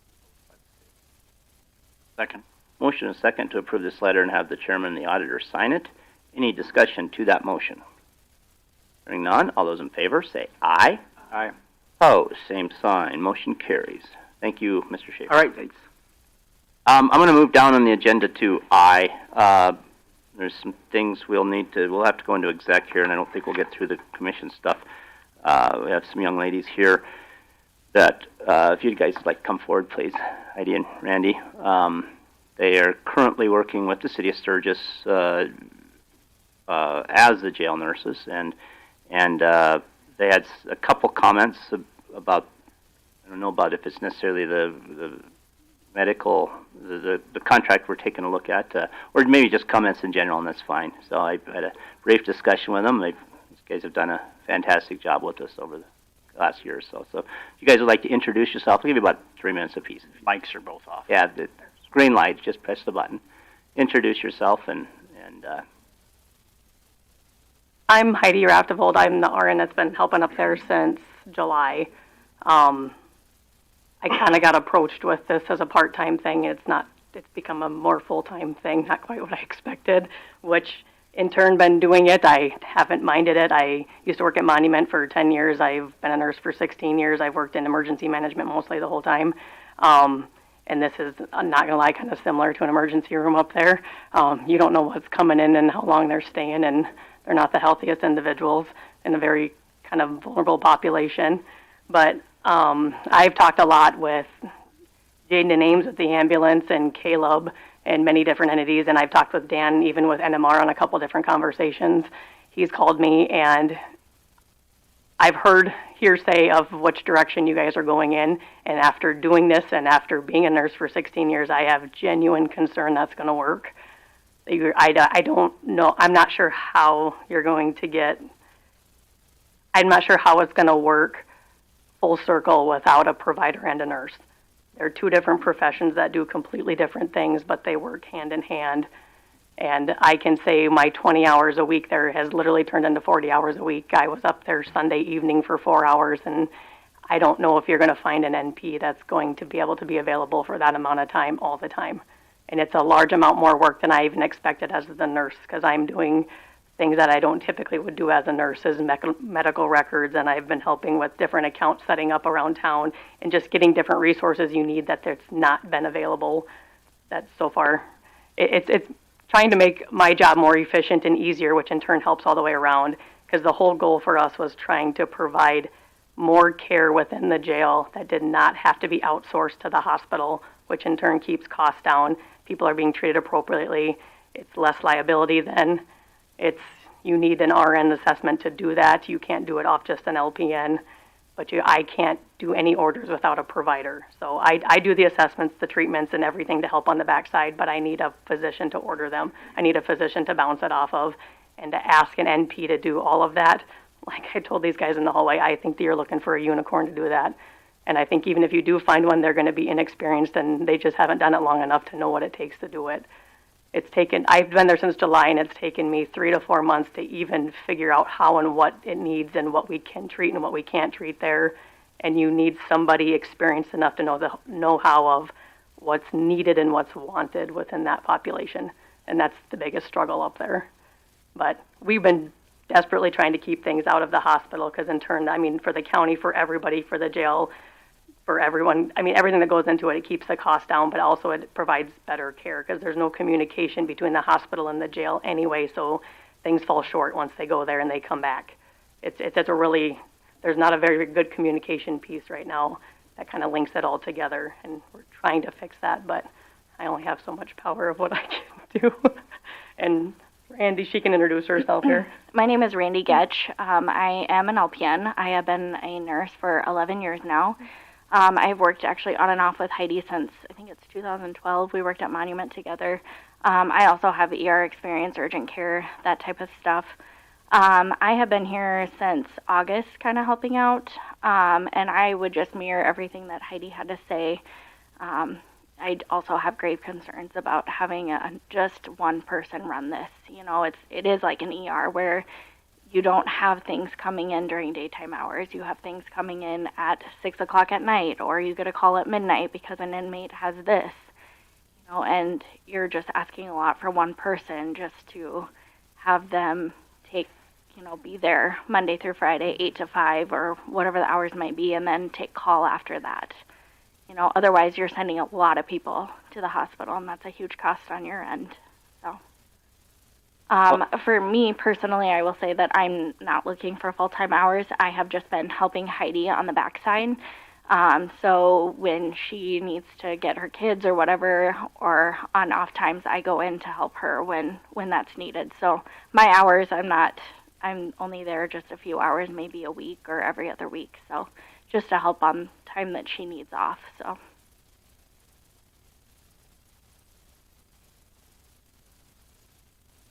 Microphone, Commissioner Creed. Look at me. With thinking this is an 8 to 5 Monday through Friday job, because I know that's not even when most of the stuff happens. Well, I guess, is there any other questions for? So, just so I understand, you guys work for Sturgis right now for the Currently, ambulance? we're employed under the city with the ambulance. Yeah. And the city said that they are not going to provide that service anymore. No, because the reality is medics should have never been doing these assessments. You needed an RN. It's not within a medic's scope to actually provide those assessments in the first place. So you work for the ambulance service? Is that your As a nurse, though. Okay. As an RN, so it falls under my nursing license. Yes. See, our contract that we had with the city, that it was an RN that we were dealing with. I've heard some of those things. I don't know the extent of everything that went on in the past. I know my scope of practice as an RN, and yes, you need to be an RN in order to make those initial assessments on people. Well, I want to, first of all, thank you for all the work you guys have done for us. There's no doubt it's probably not an easy job. And also, I'm really glad you guys came in today, because we are going to go into contract negotiations with NMR here in real briefly, and that is on our agenda. I don't know how the vote will come up, but nonetheless, we'll take a look, possibly take action if some comes forward on that contract. But you certainly gave me some questions to ask when we go into the negotiations, so I do appreciate you coming in and stating these concerns. I want to ask you if you had a magic wand and you could say this is exactly what we need, an idea on personnel, time, dates, etc. I'm sure you've probably thought about it in the last 6-7 months. Yeah. What would that be? I mean, honestly, when I went to Lawrence County, they seemed to kind of got a lot of it figured out. Their system was very to the point basic. It seemed cost effective from what I understood. Their system talks with Zerker, so the communication, the documentation, because my biggest concern moving forward with this is like the legalities on my end with the liability of that kind of a population you're dealing with. And without the malpractice insurance, I can tell you personally that'd be a no-go for me. I care about my family and my livelihood too much to be putting that at risk working in a facility like that when I can go somewhere else for less. And so I feel like you are going to have to compensate somebody to be in that type of a situation. See, I cannot understand why you have not been allowed access to Zerker since it's over there and we got the complete program. From my conversations have been, since I'm currently not a county employee, that is, if that were to change, then I would have more access to things. But since I've never been a county employee, I don't get access to that. The ambulance had brought up a computer for me. It took a long process to even get access to internet to set that up, and then I think it was it's hard to get internet in the county. service Yeah, in there. I was the go-between in between, so I don't 100% know all of that. But yeah, I never once even had a computer of my own, so I work on this laptop that needs to get thrown in the garbage. To be honest with you, it doesn't even hardly work for us half the time. The internet connection fails. That's why I've literally been doing things on pen and paper, which even in my nursing career I've never had to fully do because it's hard to get anymore. hard to get internet service inside that building. Yeah. I do know that. Because they were just on the guest internet service. They don't even have us on the actual network with the county's network. Yeah. Okay, so back to your idea on staffing. I personally, you can have an NP and a nurse, you can have a MD and a nurse, it doesn't matter, but there needs to be a provider and a nurse. You need a much more efficient, up-to-date electronic health system to cover them because our documentation is everything that saves our license of everything we do. I mean, that's our way of doing it, and not to mention it's communication. I mean, things aren't even done hardly in the medical field on paper anymore. Everything's sent electronic to pharmacies, to everything, which in turn tracks it, which in turn documents it, and it covers people on the backside of everything they're doing. And it's much more efficient coming in. Like I said, you have a revolving door there of people coming in and out. And so the amount of work I sometimes put in, and 48 hours later they bond out, and then they're back again in a month or so, and I have to start square one because I have nothing but pen and paper. And so the electronic health system, I feel like you need a provider, a nurse. I definitely feel like the malpractice needs to be covered in there. And again, like I said, it's a hard job that it's not a 9 to 5. It never will be. And to be available and away from family, your livelihood, everything else, all hours of the night, weekends, holidays. I mean, I just feel like you're going to have to compensate somebody for that because it's asking a lot. It's been trying for me, and I'm not going to lie, I've actually kind of donated a lot of my time because this is not really what I had signed up for originally, but I've done a lot more there than I had ever planned because I didn't quite know. It was more of a project coming into it than I realized, and it was just a job because there's just so many things that have not been set up yet to make it work efficiently. I think it could get to that. It's not there right now. So even if you hire an NP, you're asking more than just of what the NP would do because they're going to have to develop a whole new system of everything there. There's not an office. I mean, our med card is a tool card, and I'm not exaggerating. It is actually a tool card, and it doesn't work. It's been getting by. We got a call that we have set up. So I honestly, I really do appreciate it, and I'm really glad you guys came in and shared some of this with us. So go forward. So any other quick questions before we move on? Well, thank you guys for coming in. Thank you for everything you guys have done. I've heard nothing but absolute wonderful things about both of you. Motion to go into executive session. Get one.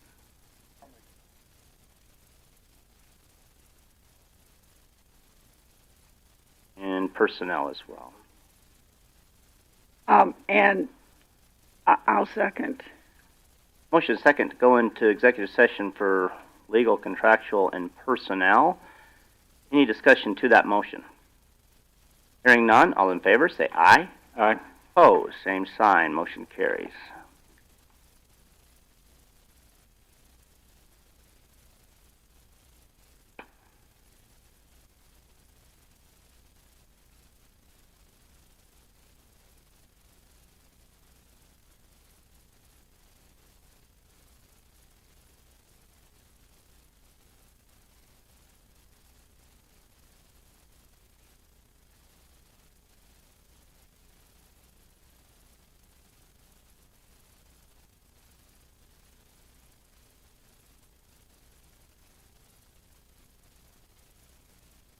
Yeah, you just will come in.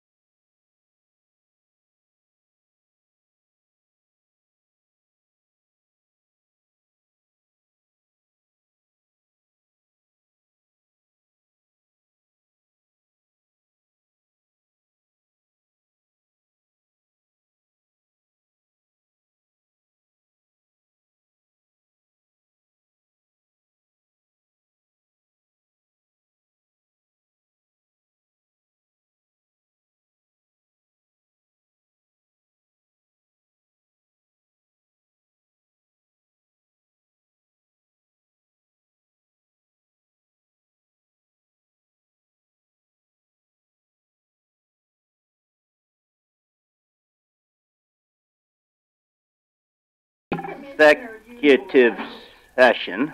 I officially declare us out of executive session. Let's go into, where are we? Yep. We are at H, yes. We have a couple things in communique, mainly just updates.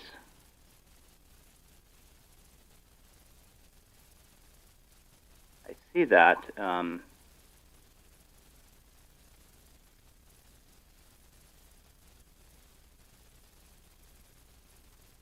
Oh, was Yeah, highway worker changed the tire. The highway worker. Joy, yeah, okay, yeah. Who is this? Oh, Bob Silka. So, yeah. That's very nice. Any questions on any of these updates? Not, let's move down to H2, the 2026 calendar. Rhea and I looked through these dates. But Talbot, you stopped in the day we were looking at them.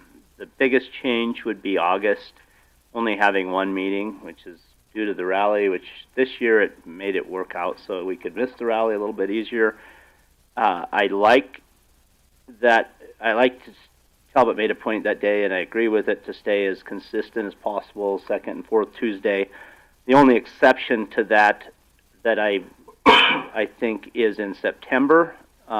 State statute requires us to meet the first Tuesday of September for budget, and instead of meeting twice, I just feel it's probably just meet that one time. It's fitting if we only have one. The concern there was going to be August, if that balance, we only had a meeting a week apart, but one meeting in August and then go September 1st, I think would be a good calendar event. The other ones, and I do want to ask the auditor this question, I'd like to lean and get her opinion on the reason there's 3 set up for June and November would be we got to canvass the primary and the elections. I'll ask Don, I know you have a conflict on the 4th, or the 4th or the 5th. You have a wedding yet to get to. Your son's getting married. Congratulations. But Ken's not here, but I believe that day he said that you do not have to be here. You can designate somebody for that. You are the auditor, so I would ask what your comfort level and what you'd rather do on that. If it works to do it on that Thursday. Which is which day? On the 4th. 4th, okay. I would be available that morning. Otherwise, I would designate somebody to do it on Friday. But doing it on Friday would give us a little extra time to prepare the results. That's why I'm asking, would it be more comforting for you guys with the election history? I don't know what all it takes to get that done. So would it be more comfortable to get it done and have us meet on that Friday? I think we should do the Friday. Okay. Yeah, I kind of like doing it like a Friday morning. Gives us some ability, gives them just a little more time, and then even if you do it a Friday morning and there's an issue coming up, we can hold the meeting open if they needed some more time. That makes me more comfortable as well. I just wanted your input on that, since the election is your deal. So, and that would the 6th, I assume, is a Friday as well for November. So, what time then? Do them at 9? I think everything would be scheduled for 9, our regular scheduled meeting that works time. For me. I think that makes sense. I just assume have it either towards the beginning or towards. Yep, I agree. I mean, we could reschedule, but I think for now we keep everything scheduled for 9 o'clock. So the schedule will remain as is, except for June. It'll be June 5th and November 6th. Get a motion to that, please. I'll make a motion to accept the 2026 Commission calendar, the calendar of meetings for starting on the 2nd and the 4th Tuesday of each month at 9 o'clock, and adding a couple meetings here, the June 5th for the primary election canvass, and the November 6th for the general election canvass, and September 1st is the first day of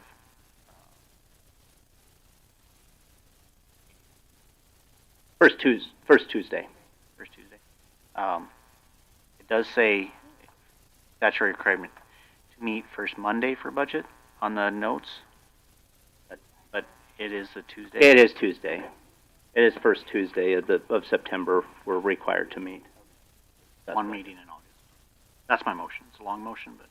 Okay, so essentially your motion is to accept this calendar as presented, and then June 5th and November 6th. Is that correct? Correct. Okay.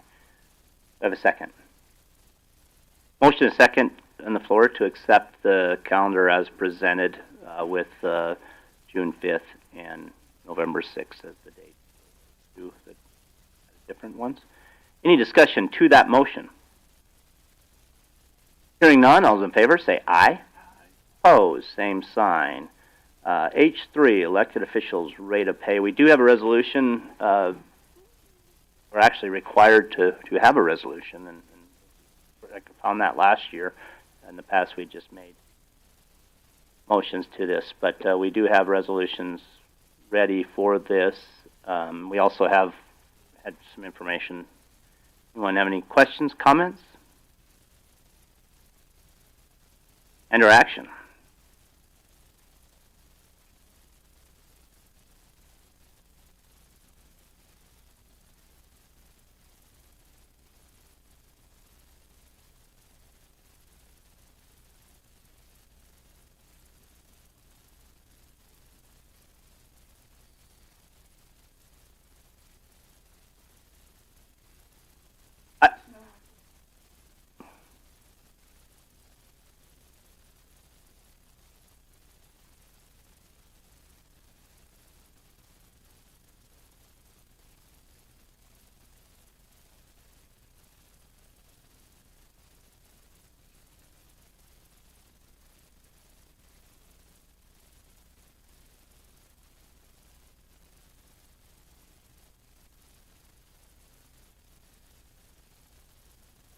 Are you doing some figuring, Commissioner Wysorick?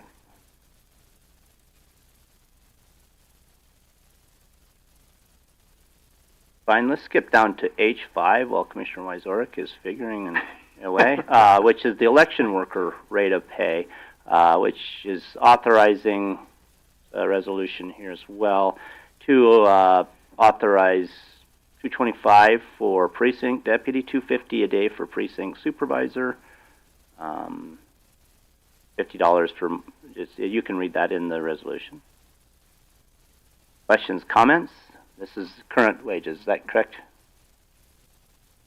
We are proposing an increase for election workers from $200 a day for deputies to $225 a day, and from $220 a day for the supervisors to $250 a day. So it's basically a $25 increase for each per day, which is around a $3,000 increase overall. Thank you. And that increase we're requesting is due to added responsibilities for the extra ballots that they're going to have to handle and keep organized. Thank you for that. Is there any, is the fees down below $50 a day for school and the drivers and stuff, is that, are you requesting an increase in that as well, or is that the same? The increase is just for the deputy and supervisor. The rest is the same as past. Okay. Yep. I'll make a motion to accept Resolution 2026-04 for the election officials' compensation.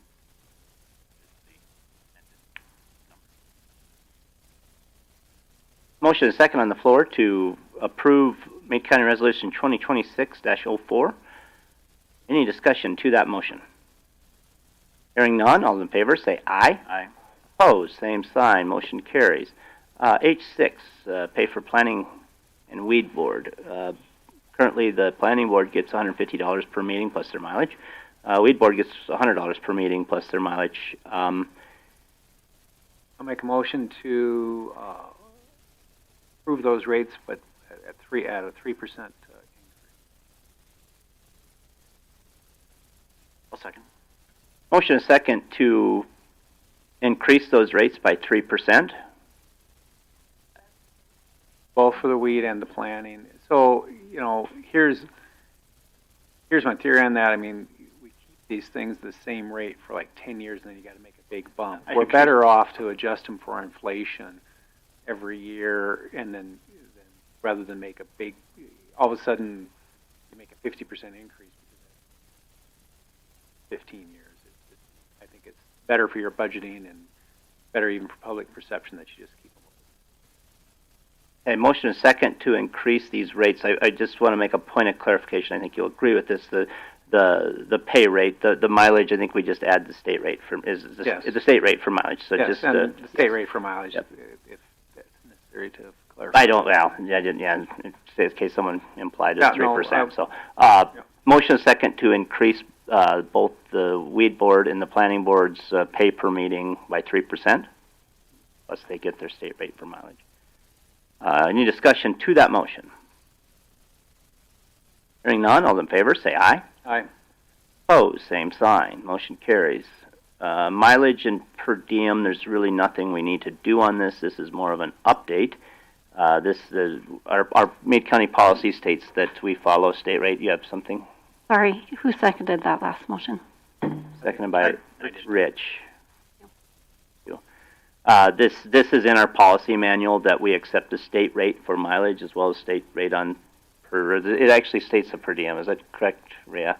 So this doesn't need action. This is in here for updated purpose. Any state oftentimes will change their mileage rate in October. So when that changes, if it changes this year, it's just automatic. We automatically change ours rate. So we just follow state rate. Adopt legal newspaper of Meade County. So would you like to come forward just real brief? You can visit, as you've been sitting here patiently the whole meeting. I appreciate your time. Thank you. Mark Watson with the Black Hills Pioneer. Just asking for the commission to consider publishing all legal notices with the Pioneer as well as the Faith Independent. Faith is a great little paper. We actually print the paper for them now.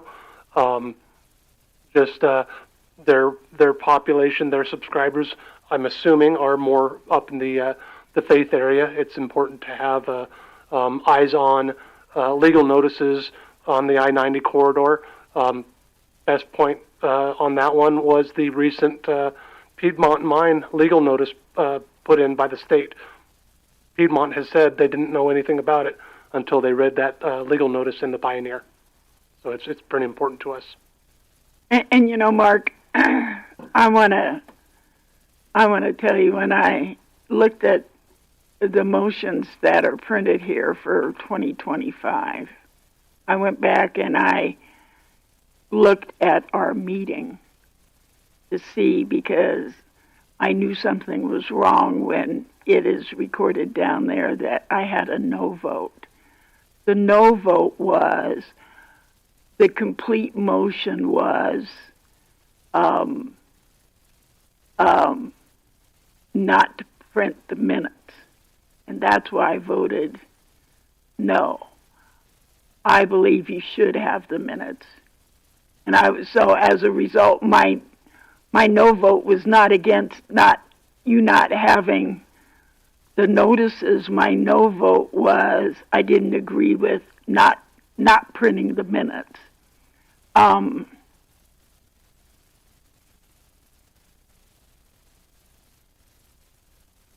How are you coming on subscribers? I really want you to get, I would love it if everybody got the Pioneer. We would love that as well. We're growing. 2020, we had, I believe, about a 25% growth rate in the Pioneer. 21, it was a 21%. 22, 23, it was in the teens, upper teens, I believe. 25, we did lose a few subscribers with the uncertainty in the economy and all. We're seeing that come back. We're seeing a shift in this area from print subscribers to e-edition subscribers. I think a lot of that might be from the postal delivery. Oh yeah, I pretty soon I don't think you're going to have any postal delivery. Which would be very sad. Yeah. You know, I know our congressional representatives are picking a fight with that. But you know, the minutes are important. Getting the word out as well. I know I believe it was Eagle Butte, whatever county that is in. Their auditor hadn't submitted minutes to the paper for months, and it was an ongoing fight for several years. And the readers and the residents do deserve those minutes. Well, there's such a broad range of what various counties put in minutes.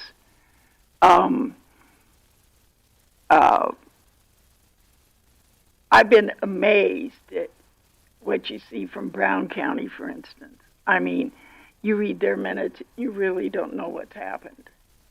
The same thing goes if you look at their agenda. You really don't know what's going to happen. I like fluffy minutes, but I'm in the minority.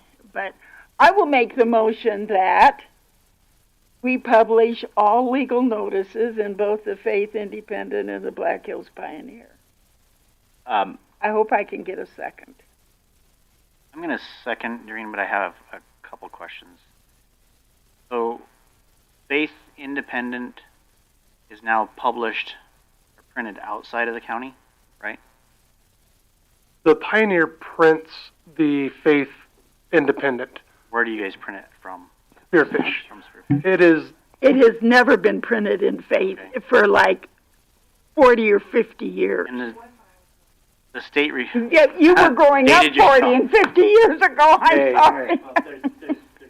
There's two. Don't show it, Rhea. Right. There's two pieces. I guess I'm going to ask Commissioner Creed the question because your motion was to publish it, but we didn't cover. We got to still adopt a legal newspaper. So that's. I don't think she's there yet. Right, but that's my vote on the publishing is can be affected by the newspaper. Why can't we have Black Hills Pioneer as legal newspaper? Because it's in Lawrence County. The Pioneer can be a secondary legal newspaper. Minnehaha County is a great example of that. They have, I believe, 4 newspapers as legal newspapers. And it used to be, back in the day, Meade County published in 3 legal newspapers.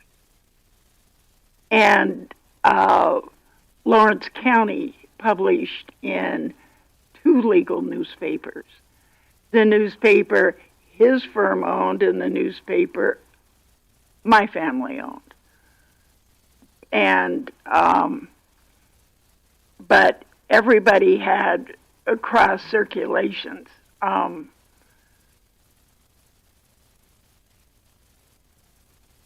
I don't know one Sturgis resident that gets Faith Independent. And that's too bad. They have their own set of readers. The Pioneer has their own. And we have never had a reporter from Faith at our meeting, not even when we have held our meetings in Faith. I appreciate you guys being here and covering what happens in the county. I mean, that's a huge asset for everybody. So. I would agree. When you guys you have somebody here. And the only thing I would ever recommend is, I don't know how you do it, do an email thing. Years ago, when they tried to increase subscribers, they'd do paper drops all over. I don't think a lot of people from Sturgis really realize yet the amount of Sturgis coverage you're doing. I think they think it's like 1 or 2 stories a week. I think, why? That's just, I'm now going to shut up. We have a motion and a second on the floor to publish all items. That's what you're asking, is all items in the Black Hills Pioneer and the Faith Independent. Correct. Any discussion to that motion? Hearing none, all those in favor say aye. Aye. Opposed, same sign. I assume you're coming with the second motion. And I make a motion to designate the Faith Independent as the legal newspaper, because it is the only qualified newspaper. Motion is second to adopt Faith Independent as the legal newspaper of Meade County. Any discussion to that motion? Hearing none, all in favor say aye. Aye. Opposed, same sign. I think in the past we've designated Rapid City for bid as well, for bid. Yeah, I don't think you have to designate it. No. We've done that on bigger projects. It's been item specific. Yeah. If we say that we feel we get coverage in Rapid City Journal. Yeah. Or you can always put in more. You know, Meade County's tough because, like I said, the Pennington County Current would cover my end of the county, and so but I mean, it gets pretty tough. But I agree. So thank you, Mark, for being here. Thank you. Thanks for actually. Sorry, I didn't recognize you at first. Let's go to H9, investment policy. And thanks for coming this year. Again, it's a resolution that it just designates the banks that the treasurer can work with. Make a motion to approve resolution 2026-01. Motion and second on the floor to approve Meade County Resolution 2026-01. Any discussion to that motion?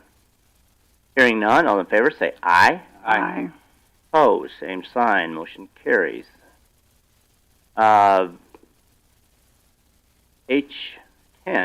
liaison appointments. Does anyone wish to seek another department or take over all of mine?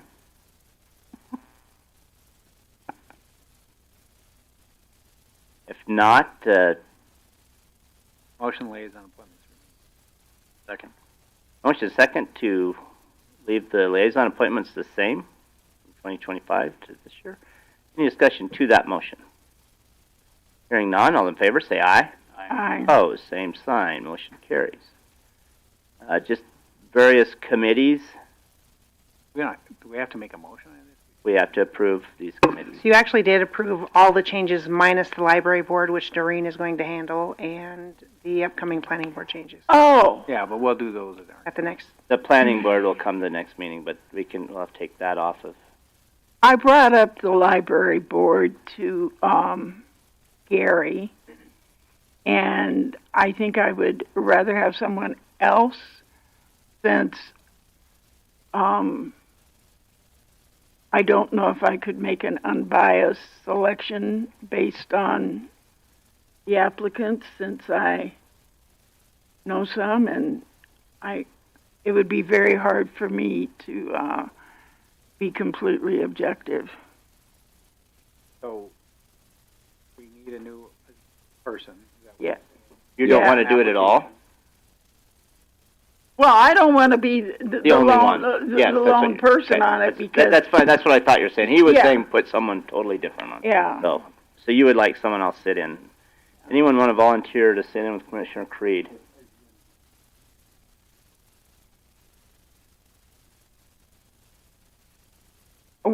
we have the three applications, and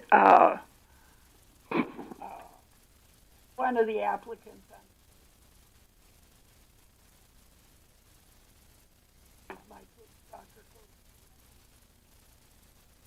You're saying you just feel more comfortable if someone was with you and they made that decision with you.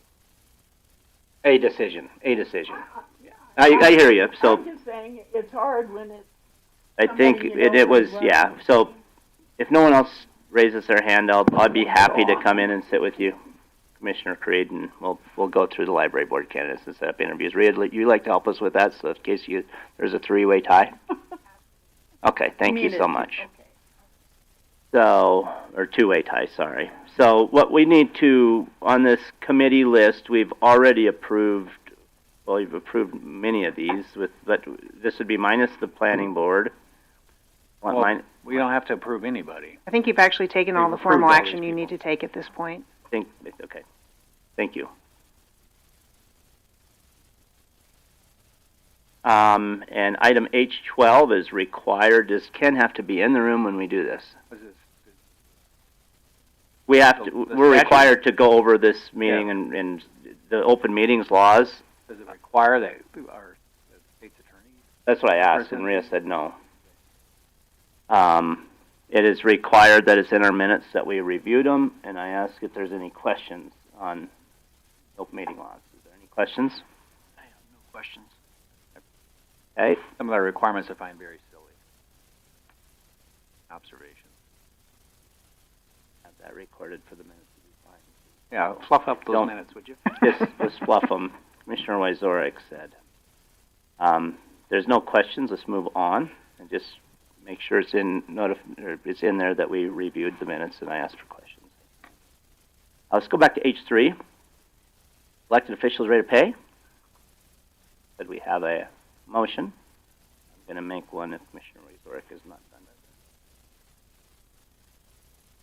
I don't know if anybody else is having this problem where you click on it and it won't switch between categories.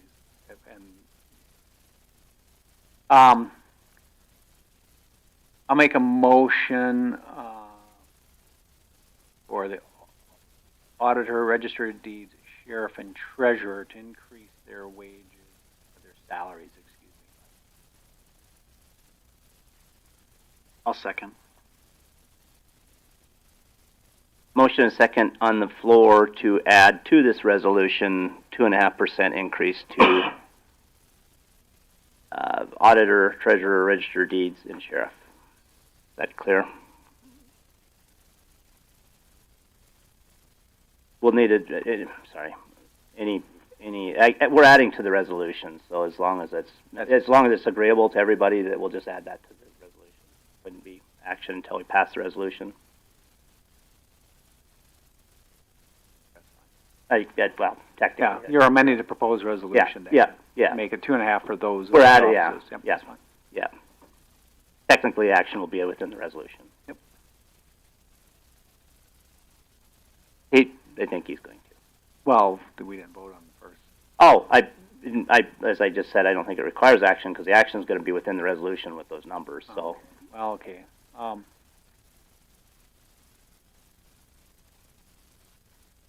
Then why don't I'll just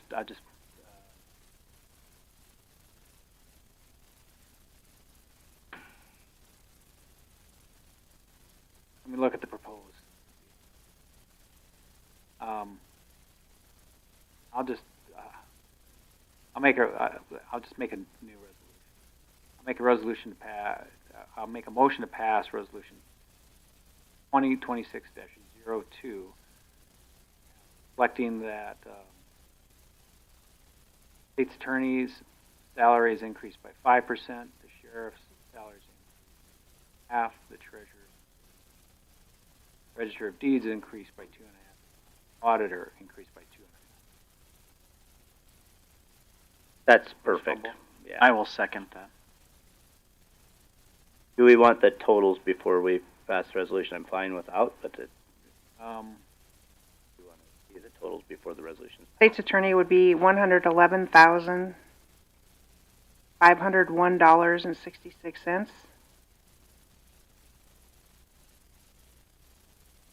That the same would go for the sheriff? No. The sheriff. Oh, I'm sorry, he's 2.5. Sorry. Yeah, everybody else is 2.5. The auditor would be $80,080. No.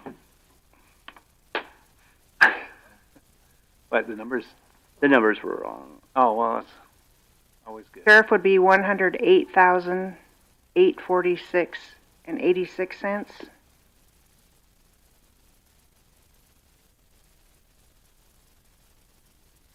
$108,846.86, Rhea? Yes. That's correct.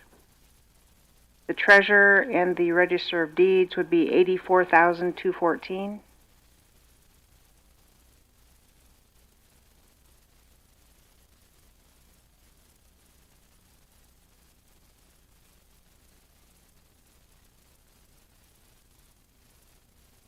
And the auditor would be $76,875. That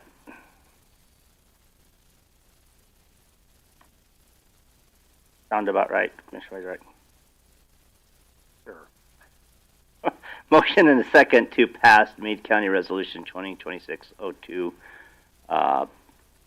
with those changes. Any discussion to that motion? Hearing none, all those in favor say aye. Aye. Opposed, same sign. H4, resolution for the County Commission rate of pay. We have a couple things we need to deal with within this. We are allowed a tech allowance as well as salary.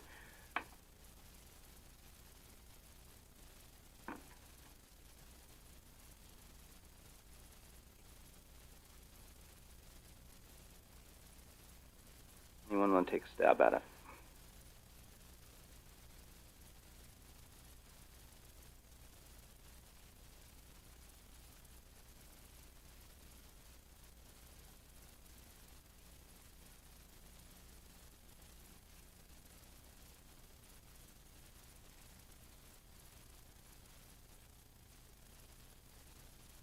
I'll do it one piece at a time.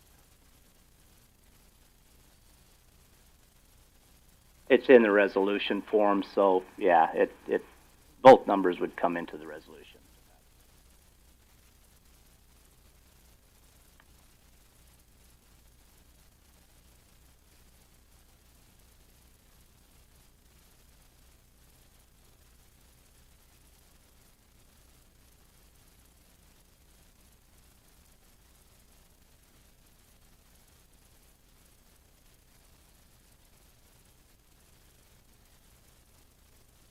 So,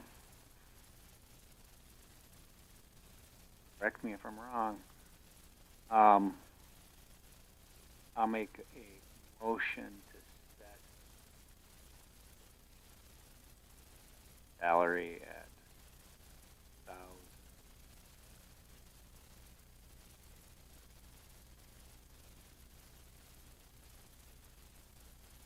annual technology credit at $400.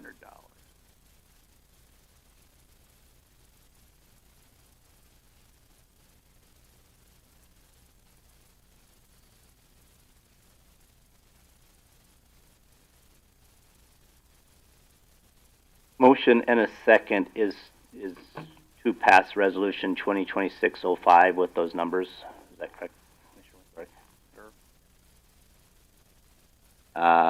Any discussion to that motion? Hearing none, all those in favor say aye. Opposed, same sign. Motion carries. We got I, Human Resources. Brings us to the National Medical Resources Incorporated contract. Yale Medical.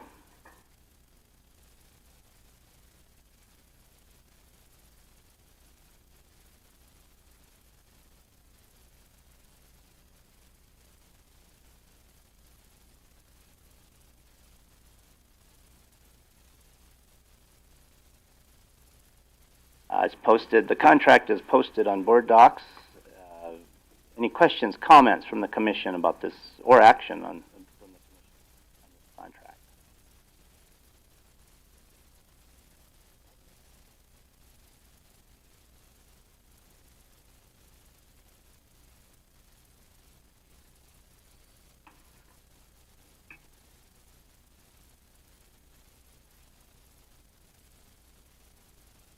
Do we want to modify the contract for no drive time?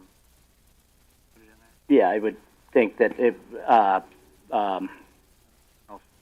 think that'd be appropriate. No, it would be appropriate. I think if that's what we'd want to do, I think that'd be appropriate if the motion would state that we will approve the contract if there is some addition to this contract that doesn't have us paying for drive time.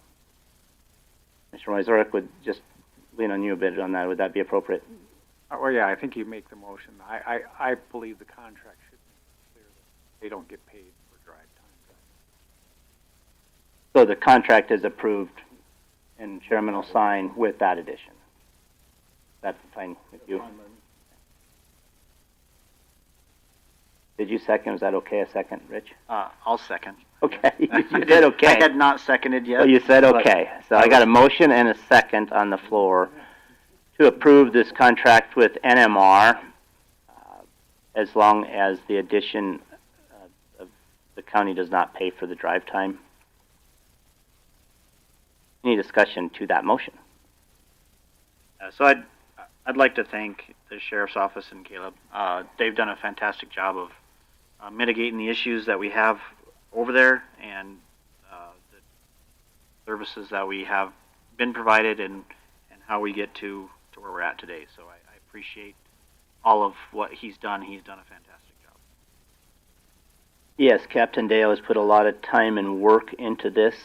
Commissioner Creed and I have been part of these discussions, and there's been a lot of things that I was glad to be part of because I learned a lot about what goes on at the jail, especially on their medical. It was good communication. It was glad to kind of have this over, but it was a good project. Mr. Craig, do you have anything to add? I would say it's been a great learning experience. I also want to thank the City of Sturgis for their ambulance service providing care for our inmates for the last, 12, 14 years, whatever it was. And the fact that they were willing to extend their cooperative agreement with us until we secured additional medical resources, and to tell the public that we're entering into a new era, that we will now be staffed by a nurse practitioner, which hopefully ultimately will decrease jail costs for inmates, while providing added services and care, so we have a safe environment for everyone concerned. Okay, motion is second on the floor to pass this contract and approve it. And the chairman sign with the addition of something in there about the county does not pay for drive time. Any discussion to that motion? Hearing none, all in favor say aye. Aye. Opposed, same sign. Motion carries. Brings us down to J in our agenda, which is the consent calendar.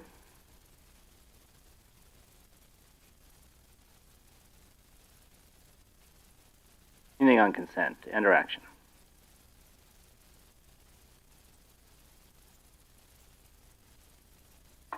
Motion and second to approve the consent calendar. Any discussion to that motion? Hearing none, all in favor say aye. Opposed, same sign. Motion carries. That has us completing our agenda and all the business for. I wonder. I thought you said you were going to quit talking. I was going to quit talking, but I don't know if you've all noticed. We just all got a form submission. I assume we all got it, concerning the four-way stop at Elk Creek and Elk Vale. Yeah, they came in earlier this morning. Yeah. I need to follow up with this gentleman. He texted me. Yeah. No, one commissioner alone cannot make make any of those decisions. That's correct. We worked with Troy. Earl and I worked with Troy on that, and Pat on that intersection. And I brought that up for discussion at the last meeting. Yep. Right. It wasn't an agenda item, but it brought it up. Right. And it was determined to my knowledge on the statute, and we can agenda it next meeting if this makes you feel more comfortable. But I was contacted by an individual, and I need to get back to this one individual. I have yet to do so, but I wanted to have the conversation on it, so I brought it up last meeting. It came to my attention that between the highway liaisons and the highway superintendent, as well as the sheriff, they determined it was a safety issue, which is the highway superintendent and the sheriff can put signs up due to safety issues. So, right. And I know I'm not explaining this to you. I'm right. explaining this to the public right now. Well, and so that's why I brought that up the last meeting. So that was covered. But if we want to agenda it and have a vote on that, we certainly can too. Well, I wonder if just for a matter of record, it could go in the minutes that any highway signage designations is made by the consulting with highway and sheriff's department personnel and passed by the commission. Sure. It's not a single person issue. Does the auditor have that down? We'll add that to minutes, and maybe even cut and paste minutes from our last meeting on there. that Yeah. reflect. I guess I don't think we added that in the minutes last time, but it was discussed. Yeah, it's not necessarily a popular stop sign from the No. people where I live. But with that said, I brought it up when we discussed that, and that's fine. It seems like whenever we make any changes concerning stop signs or speed limits, it's one of those issues that you're going to make 50% of the people mad no matter what you do. And I think for most of the complaints that I have gotten, I talked to Rich Earl and Troy, and I don't think it's covered yet, but one, I'd like to see another lighted sign further up the hill. We discussed that last time, and possibly it is now. No, it's not there yet. Okay, Troy is working on it. and then possibly get that stop sign lit, because you come over that hill and you hit it really fast, and Yeah. we need another stop ahead sign, so there'd be 2 stop ahead signs, maybe one of them be lighted, and the stop sign being lighted. So it's not going to make everybody happy, but I guess it appears that there's consensus on keeping the stop sign there, is what I can gather. Yeah. So anyway, so with that, anything else from the commission? I guess I never did ask you guys that today. So with that, we've concluded our business and completed our agenda, so I will declare us adjourned.